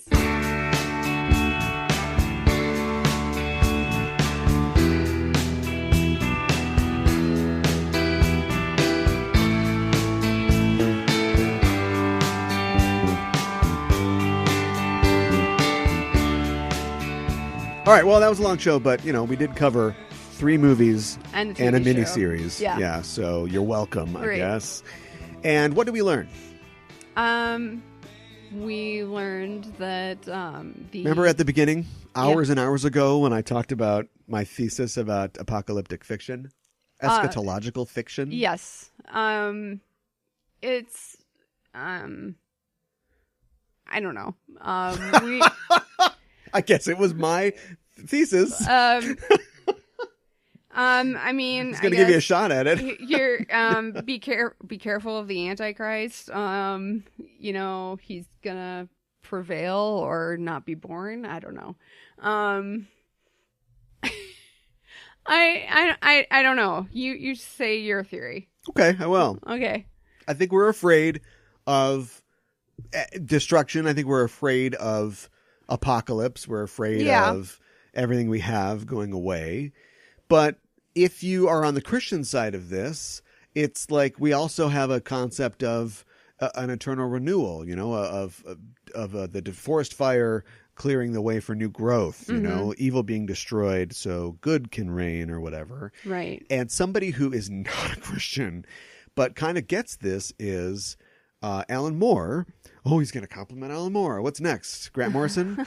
In his whole America's Best Comics line with Promethea, Promethea is basically the Antichrist of their world. Okay. Although Christ is not a big factor in their world. But she destroys their world. And so everybody, all the heroes come and they're all like, how do we stop this? And we have to stop her from doing this. Mm-hmm. And they all learn eventually that she is the queen or goddess of stories, the embodiment of fiction, and that stories have to have an end. Yeah. But then you tell a new story. Sure. And so once the apocalypse passes, everybody is still alive, but they're in a new world, and it is an amazing world where you can talk to your dead loved ones, and you've got jetpacks and stuff like that. Okay. And it's Alan Moore quitting DC and giving up the line. Sure. But also leaving it totally open and suggestive that there could be a number of amazing new stories in this universe. Like, it doesn't have to be an end. Okay. Well, I think that's pretty cool. Do you think that any of these films touch upon that? No, this is all gloom and doom. Yeah. And something that we have to avert. Right. Or fail to avert in 2 of these. Yeah, that's true. So, can't remember the end of Good Omens, but anyway, 2 is good enough. Yeah. So yeah, I guess if I was going to write my master's thesis on this, I would compare, the good apocalypse. The good apocalypse. Like Kiefer Sutherland says. Oh my God. In Melancholia, another movie about an apocalypse that shan't be mentioned anymore. Real scientists. Here, yeah. Well, if you want to be with the real scientists on social media, we're pop culture scientists. You can find us on Facebook or Twitter, Just Enough Trope. Time's running out. Yep. To catch us on iTunes. Yeah, that's true. You can find us at Just Enough Trope. In whatever form iTunes shall continue on once the iTunes Antichrist lands and destroys iTunes. Find us there by subscribing to the show and giving us I said subscribe, of course, because you want to get the show whenever it comes out. You also want to give us a review. We want to hear how you think we're doing. Give us a rating. Right. We say this every show, but I'd like to really double down. It's important. Mm-hmm. I'm embarrassed at how few ratings we have. I know we've got listeners. We've been doing this for a while. So if you've been listening for a while, just take a few moments, or you know what? I don't care. Wait until it does become iPodcasts or whatever, and it's probably easy to do. But set yourself a note. Come check us out. Give us a review. Give us some appreciation. Give us 5 jackal skeletons. We'd really appreciate that. Strange. Yes. Strange. Yeah. Patrick Troughton is cut off from saying the word jackal. I don't think jackal is ever said again in the film. So I only know it's a jackal skeleton because of Wikipedia. Okay. And just general knowledge about the film. Okay. But lead buried or skeleton buried? Both. Actually, it's just sort of covered over. There's no dirt. Yeah, you're right. Yeah. Let's move this stone over this empty grave. I know, right? Strange. There's no coffin a lot of or anything. decomposition in 5 years, too. I know. Anyway, wow. Instead of thinking about all that, give us 5 stars. We'd appreciate it. We got to wrap it up. It's been a long time, but we'll be back next week. Signing off. I'm your host, Caliban. I'm your co-host, Megan Hanna. Keep the geek fires burning. I'll play